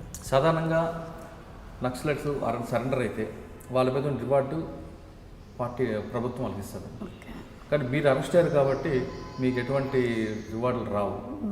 మీ మీద ఉన్న రివార్డులన్నీ కూడా ఆ టీంకి వెళ్తారు. అటువంటి పరిస్థితుల్లో మీరు ఎలాంటి ఆర్థిక కష్టాలు ఎదుర్కొంటారు? అంటే మేము జైలు నుంచి బయటకు వచ్చిన తర్వాత మా దగ్గర ఒక 10 రూపీస్ కూడా లేని పరిస్థితి. బయటకు వచ్చిన తర్వాత రివార్డు రాదు, అటు పోలీసుల టార్చర్స్ ఎక్కువయ్యాయి. తనకు 72 కేసులు, నాకు 45 కేసులు. ఆ కేసుల చుట్టూ రోజు తిరుగుతూ మా అత్తగారి ఇంట్లో ఉంటూ మార్నింగ్ 9కి వెళ్తే నైట్ 10 అయ్యేది. ఒక స్కూల్ పిల్లల్లాగా రోజు కోర్టుకు వెళ్ళాల్సి వచ్చేది. ఆదివారం సెలవు ఉంటే ఆదివారం రోజు నేను కూలికి వెళ్ళేది. తను తెలిసిన వాళ్ళ దగ్గర ఒక మేకలు తీసుకొచ్చి కోసి అవి అమ్మితే వచ్చిన డబ్బుతో మేము డైలీ కోర్టుకు వెళ్ళేది. అలా వెళ్తున్న క్రమంలో ఏంటంటే ఒక్కొక్క రోజు అసలు అన్నమే ఉండకపోయేది. 9కి వెళ్తే నైట్ 10 అయ్యేది. వచ్చేసరికి మా దగ్గర ఛార్జీలకు డబ్బులు లేక నడుచుకుంటూ వచ్చేవాళ్ళం. అలా చాలా రోజులు ఇట్లా గడిచిన తర్వాత అక్కడ ఉంటే బాగుండదు, ఒక రూమ్ తీసుకొని ఉండాలి, ఊకే వాళ్ళని ఇబ్బంది పెడితే బాగుండదు అని చెప్పేసి మా మామయ్యకి 6 కొడుకులు, వాళ్ళకి మేము భారం కాకూడదు అని చెప్పేసి మేము సపరేట్గా ఒక రూమ్ తీసుకొని ఆ రూమ్లో ఉన్నాం. కానీ మా సాధారణంగా అరెస్ట్ అయిన వాళ్ళు కానీ సరెండర్ అయిన వాళ్ళు కానీ కొంతమంది నక్సల్స్ మాజీ నక్సలైట్లుగా మారిన తర్వాత రియల్ ఎస్టేట్ వ్యాపారాలు చేస్తుంటారు, సెటిల్మెంట్ చేస్తుంటారు అనేది ఉంది. కొంతమంది మాత్రం, అందరూ కాదు. మరి మీరు ఆ బాటలో వెళ్లకుండా లేక కూలి పని చేసుకుంటూ ఎందుకు సంపాదించారు? అయితే యాక్చువల్గా ఏంటంటే మా లక్ష్యం వేరు. మేము ఒక లక్ష్యం కోసం పోయినాము, డబ్బు సంపాదించుకోవాలనుకుంటే మాకున్న పేరు ప్రకారంగా ఏ కాంట్రాక్టర్ని అడిగినా ఎవరిని అడిగినా కూడా డబ్బులు నా దగ్గర ఉండేది. మన లక్ష్యం వేరు, అనుకోకుండా మనం బతికినాం. అయితే చనిపోయిదామనే ఎట్లాగో ఒక ఉద్యమంలో పోయిన తర్వాత ఎన్కౌంటర్స్ ఇవన్నీ జరిగి చనిపోతామని పోయినాం కాబట్టి మనకు డబ్బు అవసరం లేదు, ఎలాగైనా అందరు ఇప్పుడు సామాన్య ప్రజలు కూడా బతుకుతున్నారు, మనం కూడా బతకగలుగుతాము, లగ్జరీలు అవసరం లేదు అని చెప్పేసి అలా ఉన్నాం తప్ప కానీ ఏ ఒక్క రియల్ ఎస్టేట్ కోసం వెళ్ళలేము మేము. ఓకే, కానీ మీరు చెప్తున్నట్లుగా ఆయన చెప్తున్న మాట ఒకటి బాగుంది. అంటే మిగతా వాళ్ళలా కాకుండా ఒక లక్ష్యం నెరవేరడం కోసం ఉన్నారు, కానీ అనాథ పిల్లల్ని ఆదుకోవాలని ఆలోచన ఎందుకు వచ్చింది? మేము రూమ్ తీసుకున్న తర్వాత అక్కడ మాకు గిన్నెలు ఉండడానికి కూడా అసలు ఏం లేదు. ఒక్క చీర, ఒక నైట్, ఒక డ్రెస్ మీద 3 years ఉన్నాను. అలా ఇద్దరం అలాగే ఉన్నాము. కోర్టుకు వెళ్తూ వచ్చేవాళ్ళము. అట్లా గడిచిపోయిన తర్వాత ఏంటంటే నేను అసలు 10 రూపాయలు కూడా లేవు, అసలు ఈ బతుకెందుకు అని చెప్పి విరక్తి వచ్చి చనిపోదామని చెప్పి కాజీపేట రైల్వే స్టేషన్లోకి వెళ్ళాను. వెళ్ళిన తర్వాత అక్కడ ప్లాట్ఫామ్ మీద కూర్చున్నా అసలు ఒక 3 days. అంటే చెప్పి వెళ్ళారా? తనకు చెప్పలేదు, చెప్పకుండానే వెళ్ళిపోయాను. తను వారెంట్ అయ్యి కేసులు జైల్లో ఉన్నాడు. అసలు నా దగ్గర డబ్బులు లేవు, ఎలా తీసుకురావాలి అని చెప్పేసి, అంటే కోర్టులలో కేసులు ఏంటంటే ఒక్కొక్కసారి మనం అన్నిటికి అటెండ్ అయినా కొన్ని వారెంట్ అవుతున్నాయి. మళ్ళీ జైలుకి వెళ్ళాడు 2వ సారి. ఆ జైలుకి వెళ్ళినప్పుడు ఇంకా ఏం చేయాలనో తెలియని పరిస్థితిలో నేను చనిపోదాం అనుకున్నాను. ప్లాట్ఫామ్ మీద ఒక మంచి కసితో లోపలికి వెళ్ళి బయటకు వచ్చి మళ్ళీ ఆత్మహత్య చేసుకోవాలన్న పిరికితనం వెలగొచ్చింది. అంటే డబ్బులు లేవు, అసలు ఏం చేయాలనో తెలియదు, నాకు ఎవ్వరూ తెలియదు. తను జైల్లో ఉన్నాడు, నా దగ్గర ఏం అమౌంట్ లేదు, నాకు ఎవరు సహకరిస్తారు, ఎవరు సహకరించారు అనేది కూడా తెలియదు. నేను చిన్నతనంలో వెళ్ళిపోయినా, నా బంధువులు ఎవరో కూడా నాకు సరిగ్గా తెలియదు. అసలు ఎక్కడ పోవాలనో తెలియని పరిస్థితిలో రైల్వే స్టేషన్లో కూర్చున్నా ప్లాట్ఫారం మీద. ఇంకా చనిపోదామని చెప్పేసి ట్రైన్ వస్తున్నది. కూర్చున్న తర్వాత ఒక అమ్మాయి అడుక్కుంటుంది. ఇంకా నేను ట్రైన్ దగ్గర పట్టాల మీద కూర్చుని ఆల్రెడీ ట్రైన్ వస్తుంది, అడుక్కుంటుంటే ఒక ఆమె నెట్టేసింది పాపని. పాపకు దెబ్బ తాకిందని నేను పైకి వచ్చాను. ట్రైన్ వెళ్ళిపోయింది. ఆ పాప ఏడుస్తుంది. ఎందుకు ఏడుస్తున్నావురా అని చెప్పి అడిగి, నా కళ్ళల్లో కూడా నీళ్ళు వస్తున్నాయి. అడిగితే నేను అనాథని, మా మమ్మీ డాడీ యాక్సిడెంట్లో చనిపోయారు, 4 years నుంచి 5 years నుంచి ఇక్కడే ఉంటున్నా అన్నది.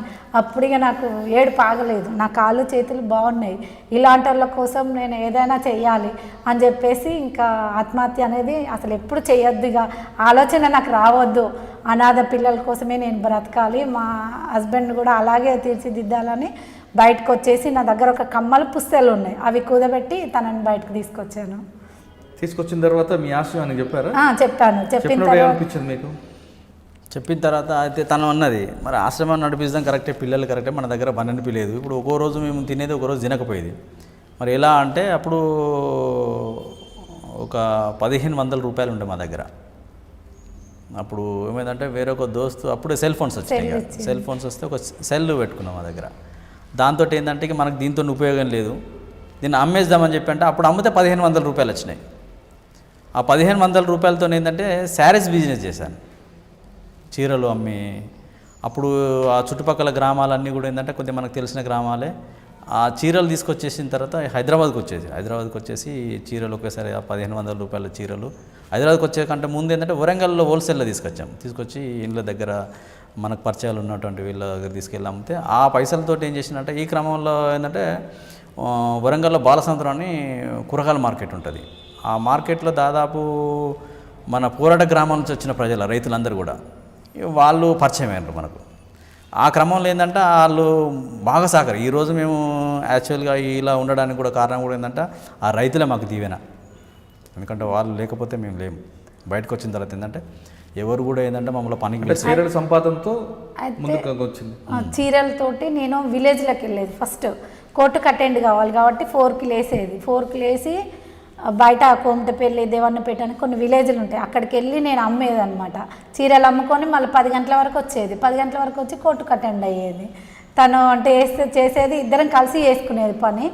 పోయి అటెండ్ అయ్యేది. మళ్ళీ ఆ వెళ్తున్న క్రమంలో దేవన్నపేట వాళ్ళు ఏం చేసిందంటే, బిడ్డ ఇక్కడ మార్కెట్ ఉంటుంది, నువ్వు ఇట్లా ఊర్ల పొంటి తిరిగి అమ్మకు, నువ్వు ఈ మార్కెట్లో ఇస్తే ఏంటంటే డైలీ కలెక్షన్ వస్తుంది అని చెప్పి మళ్ళీ కోర్టుకు వచ్చి నీకు ఇబ్బంది ఉండదు బిడ్డ, కూరగాయలు కూడా ఫ్రీగా ఇస్తాము అని చెప్తే అప్పుడు నాకు సంతోషం అనిపించింది. సరే అని చెప్పి ఒక 500 మంది మహిళలు ఉంటారు, వాళ్ళందరూ నా దగ్గర చీరలు కొనేది. నేను ఇంకా 10 రూపాయలు ఎక్కువ, అంటే 10 రూపాయలు తక్కువ అన్నా కూడా వాళ్ళు ఎక్కువ ఇచ్చేది నాకు. ఎందుకంటే నేను ఇట్లా పోయి వచ్చిన తర్వాత వాళ్ళకి తెలుసు, కొన్ని కుటుంబాలకు నక్సలైట్ ఇట్లా పోయి వచ్చి అరెస్ట్ అయ్యి నీ కష్టాలు పడుతుంది, ఒక్కొక్క రోజు అన్నం వాళ్ళ టిఫిన్ బాక్సులు నాకు ఇచ్చేది, తిని బిడ్డ అని చెప్పి. అట్లా వాళ్ళకి గ్రామస్తుల సహకారంతో వచ్చాను. వచ్చాను. ఆలోచన ఎప్పుడు వచ్చింది? అదే అప్పటి నుంచే ఇక ఆశ్రమం కోసమనే చీరలు అమ్మాను. ఆ చీరలు అమ్మిన డబ్బు ఫైనాన్స్ ఇచ్చేది, డైలీ ఫైనాన్స్, అది కలెక్షన్ చేసుకునేది. ఈ మనీతోటి ఏంటంటే ఒక 3 ప్లాట్లు కొన్నాం. 3 ప్లాట్లు కొని ఆ ప్లాట్లు అమ్మేసి ఆశ్రమం పెట్టినాం అనమాట. డబ్బు లేనిది ఇప్పుడు ఆశ్రమం పెడతా, ఒక 10 మంది పిల్లలు తీసుకొచ్చిన అనుకో, ఎవరు సహకరిస్తారు? నేను ఆశ్రమం పెడుతున్నప్పుడు, పెట్టాలని మీరు వ్యక్తం చేసినప్పుడు మీకు చాలా మంది సపోర్ట్ చేశారా, లేదంటే మీకు ఏమన్నా హేళనే చేశారు చాలా. అసలు ఒక పత్రిక మిత్రుడు కూడా, అక్క నీ దగ్గర డబ్బులు లేవు, నువ్వేం నడిపిస్తావు, నేను చూస్తా ఛాలెంజ్ అన్నారు. లేదన్నా ఛాలెంజ్ చేస్తున్నా, నేను కష్టపడి అవసరం అనుకుంటే సిగ్నల్ దగ్గర ఉండి నేను అడుక్కొచ్చి పిల్లలు జాతా అని చెప్పిన. పోలీసుల వైపు నుంచి మీకు ఏమైనా రాలేదా? లేదు, ఆశ్రమం పెడతా ఏం రాలేదు. ఆ తర్వాత ఏంటంటే ఎక్కడ వరంగల్లో తెలంగాణ కోసం కూడా నేను పోరాటం చేశాను. ఆటోలో వెళ్తున్నప్పుడు ఎక్కడ ధర్నా జరిగినా దిగి అక్కడ ధర్నా చేసేది. అజంజా మిల్లు కోసం 1 వీక్ నేను అమర నిరాహార దీక్ష చేశాను. అప్పుడు ఫుడ్ తినకుండా కూడా, ఇప్పుడు సీఎం నుంచి ఫోన్ వచ్చిన తర్వాత మేము దిగాం, పెట్రోల్ పోసుకొని వాటర్ ట్యాంక్ ఎక్కాము. అంటే ఒక 500 కుటుంబాలు రోడ్డు మీద పడుతున్నాయి. వాళ్ళ కోసం మేము ఏదైనా చెయ్యాలి, బయట ఉన్నప్పుడు కూడా ప్రజల కోసమే చెయ్యాలనిపించేది అన్నమాట. ఆశ్రమం ఎక్కడ పెట్టారు? ఇప్పుడు జనగాంలో పెట్టాము. ఎంతమంది ఉంటారు? ఇప్పుడు 30 మంది పిల్లలు. ఆ ఆశ్రమం పెట్టడం కోసం కూడా చాలా విలేజ్లు తిరిగాము.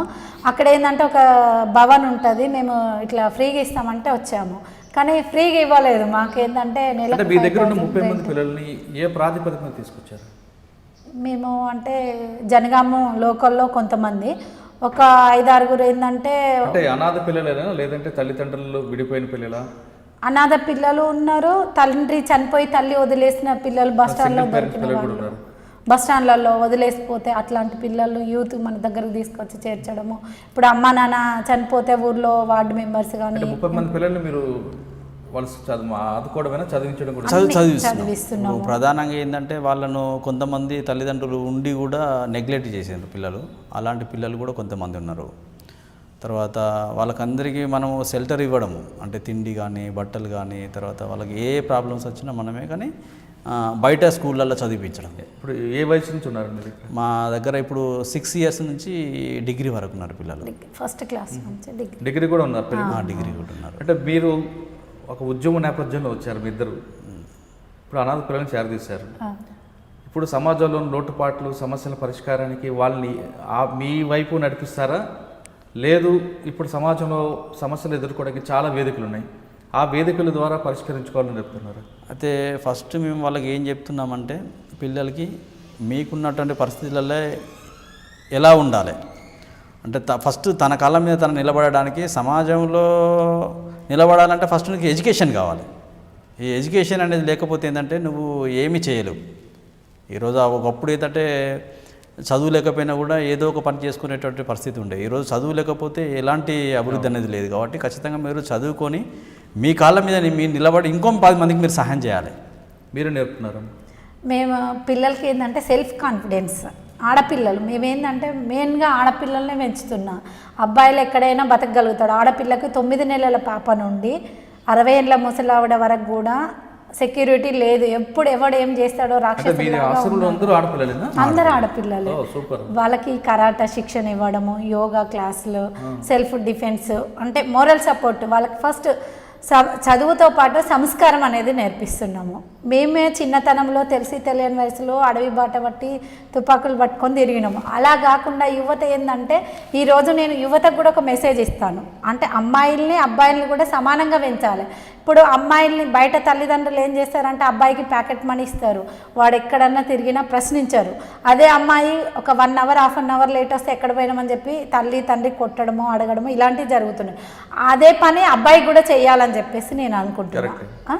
ఇప్పుడు అబ్బాయి లేట్గా వస్తే అబ్బాయిని ప్రశ్నించాలి. ఫస్ట్ రోజు వాడు ప్రశ్నిస్తే సెకండ్ రోజు లేట్ రాడు. అట్లా ఏంటంటే మిగతా అమ్మాయిలు కూడా వీళ్ళు కాపాడిన వాళ్ళు అవుతారు. వాడు చెడుదారిలో పట్టడు, తాగడు కానీ, లేకపోతే ఇంకా ప్రతి దానికి కూడా అడాక్ట్ కాడు అనమాట. దోస్తులతో పోయి ఏంటంటే వాడు చేస్తున్నాడు నేను చేస్తాను, నేను స్మోకింగ్ చేస్తాను, ఇలాంటివి వస్తున్నాయి. అలాంటివి కాకుండా వాడికి కూడా టైం అనేది పెడితే ఏంటంటే అమ్మాయిలాగా అబ్బాయి కూడా పెరగగలుగుతాడు. అట్లా బయట సమాజంలో జరుగుతున్న అన్యాయాలు, ఇప్పుడు అకృత్యాలు ఇలాంటివి కూడా తగ్గించవచ్చు మనము. అలా అని చెప్పేసి ఫస్ట్ తల్లిదండ్రులకు అవేర్నెస్ ప్రోగ్రామ్ ఇవ్వాలి. మనం తల్లిదండ్రుల నుంచి రావాలి. పెంచడంలో డిఫరెంట్ కాకుండా తల్లికి అంటే బాబును పాపని సేమ్ పెంచాలి, వాళ్ళిద్దరికి సేమ్, కాకపోతే ఆడమగానే తేడా తప్ప మిగతా అన్నిట్లలో సేమ్, అన్ని రంగాల్లో కూడా ముందుంటారు. అమ్మాయిలు కూడా మిలిటరీలో ఉంటారు, ప్రతి దాంట్లో ఉంటారు. అమ్మాయిలు ప్రతి దాంట్లో యాక్టివ్గానే ఉంటారు, అబ్బాయిల కంటే ఇంకా అమ్మాయిలే యాక్టివ్గా ఉంటారు. కాకపోతే వాళ్ళని గుర్తించలేకపోతారు. అబ్బాయి మగాడన్న ఫీలింగ్ తోటి అబ్బాయిని స్వేచ్ఛగా వదిలేస్తున్నారు, అమ్మాయిని ఒక పంజరంలో లాగా పెంచుతున్నారు అనమాట. అలా కాకుండా ఇద్దరిని ఒకే రకంగా సమానంగా పెంచితే వాళ్ళకు వ్యత్యాసాలు అనేవి ఉండవు. ఇంకో మహిళను చూసినప్పుడు నా చెల్లో నా అక్క అనే భావన కలిగేలా మన తల్లిదండ్రులే పెంచాలన్నమాట. అట్లా చెప్పండి. ఫైనల్గా మీరు ఉద్యమ నేపథ్యం ఉన్న గ్రామం నుంచి బయటకు లోపలికి వెళ్ళి చాలా కాలం ఉన్నారు, చాలా యాక్షన్ టీమ్ చేశారు, తర్వాత వచ్చి ఇప్పుడు అనాథ పిల్లల్ని తయారు చేస్తున్నారు, మంచి కార్యక్రమం ఇది. మీలాంటి వాళ్ళకి ఇప్పుడు యువత కొంత రకరకాల మార్గాలు వెళ్తున్నారు, టెక్నాలజీ చేతిలో ఉందని, అటువంటి వాళ్ళకి మీరు ఇచ్చే మెసేజ్ ఏంటి? మెయిన్ మెసేజ్ ఏంటంటే ప్రజలు ఇప్పుడు యూత్ ఏంటంటే సోషల్ మీడియాకు బాగా అట్రాక్ట్ అయ్యారు. ఉద్యమానికి పోవడానికి నాకు తెలిసిన మేరకు ఎవరు ముందుకు రావట్లేదు. పోరాటంలో అంటే దోపిడీ విధానంలో చేంజ్ వచ్చేసింది. ఒకప్పుడు దొరలు ఉండే, ఇప్పుడు ఆ దొర విధానం అనేటువంటిది గ్రామాలలో సరే ఎవరు నక్సలైట్ ఉద్యమం ద్వారా తగ్గినప్పటికీ కూడా ఇప్పుడు ఆ పరిస్థితి లేదు. కాబట్టి ఏంటంటే మెయిన్గా ఏంటంటే ఈ రాజకీయ పార్టీలు ఏవైతే ఉన్నాయో వాటిల్లో ఉన్నటువంటి వాళ్ళు ఏదో ఒక రాజకీయ నాయకుని దగ్గర ఉంటే మనం ఏదైనా చెలాయించుకోవచ్చు అనేది ఒక యూత్లో ఒక ట్రెండ్ వచ్చేస్తుంది. అది పోవాలంటే ఫస్ట్ రాజకీయ భవిష్యత్తు అంటే ప్రజల జీవన విధానం మారాలంటే యూత్లో విద్యార్థులకు మార్పు రావాలి. ఒక ఓటేసేటప్పుడు పైసలు తీసుకోకుండా ఉండాలి. మనం ప్రధానమైనటువంటి ఒక గవర్నమెంట్ ఎంప్లాయీ ఉండి కూడా లంచాలు తీసుకోవడానికి ఇప్పుడు ప్రధాన సమస్య అదే అవుతుంది అనుకుంటాను నేనైతే. ఎందుకంటే తను తీసుకోవడం యువత ఏ మార్గంలో వెళ్ళాలంటారు? వాళ్ళ యువత మంచి మార్గంలో వెళ్ళాలంటే మెసేజ్ చెప్పండి. యువత మంచి మార్గంలో వెళ్ళాలంటే ఇప్పుడు మీరు మాట చెప్పారు, పొలిటికల్ పార్టీల వెనక తిరగడం అనేది కరెక్ట్ కాదు, ముందు వాళ్ళ భవిష్యత్తు ఉండాలనేది. అంటే మంచి విద్య అనేది అవసరం. ఈ విద్యలో ఏంటంటే విలువలతో ఉన్నటువంటి విద్య కావాలి. ఆ విలువలతో ఉన్నటువంటి విద్యతో పాటు ఏంటంటే మళ్ళీ వీళ్ళు నేర్చుకొని వదిలేయడం కాకుండా దాన్ని ఇంకో నలుగురికి చెప్పి దీన్ని ప్రశ్నించే తత్వం పెరగాలి. ఒక దిక్కు అన్యాయం జరుగుతూ ఉంటే ఆ అన్యాయాన్ని నాకెందుకులే అని వదిలేసి పోతున్నారు. ఎంతసేపు చదువుకొని మేము ఇది చేయాలని ఉన్నప్పటికీ కూడా తను బాధ్యతలు అనేది కొన్ని పెరిగేసరికి దీన్ని పట్టించుకుంటలేడు. కాబట్టి ఏంటంటే ప్రశ్నించే తత్వం అనేది పెరగాలి. అప్పుడులో కొంత మార్పు వస్తుంది. ఇప్పటికీ అనేక రకమైనటువంటి మార్గాలు ఉన్నాయి. ఇంతకుముందుకు ఏంటంటే మన వాయిస్ను బయటికి చెప్పలేనటువంటి పరిస్థితి ఉండే. ఇప్పుడు నువ్వు ఏది ప్రశ్నించాలనుకున్నా సోషల్ మీడియా ద్వారా నీ భావస్వేచ్ఛను ప్రకటించేటువంటిది ఉంది కాబట్టి ప్రజల్లో మార్పు వస్తుంది. అది ఏంటంటే మన నుంచే స్టార్ట్ చేయాలి. ఎవరైతే దీన్ని యూత్ నేను కొన్ని చేస్తే అవుతుందా, ఇప్పుడు సాయుధ పోరాటం చేయాల్సిన అవసరం లేదు. అనేక రకాలుగా ప్రతి విషయాన్ని కూడా ఎవరైతే మనకు లంచం తీసుకుంటాను అనుకున్నా, మన పని చేస్తలేడు అనుకున్నా కూడా వితిన్ ఫ్యాక్షన్ ఆఫ్ సెకండ్లలో వైరల్ అయిపోతుంది. కాబట్టి ఏంటంటే మనం మార్పు కోసం ప్రయత్నం చేస్తే అవుతుంది. కాబట్టి ప్రధాన మార్గం ఏంటంటే యూత్ దగ్గరనే ఉంది. డబ్బులు తీసుకోకుండా ఓటు వేయాలి. తర్వాత ప్రశ్నించేటువంటి తత్వం పెరిగి మంచి లక్షణాలు వాళ్ళు తోటి మిత్రులకు చెప్పడం ద్వారా ఇది డెవలప్ అవుతుంది అనుకుంటాను నేనైతే. విలువలతో కూడిన విద్య చాలా అవసరం అంటున్నారు బక్కన్న.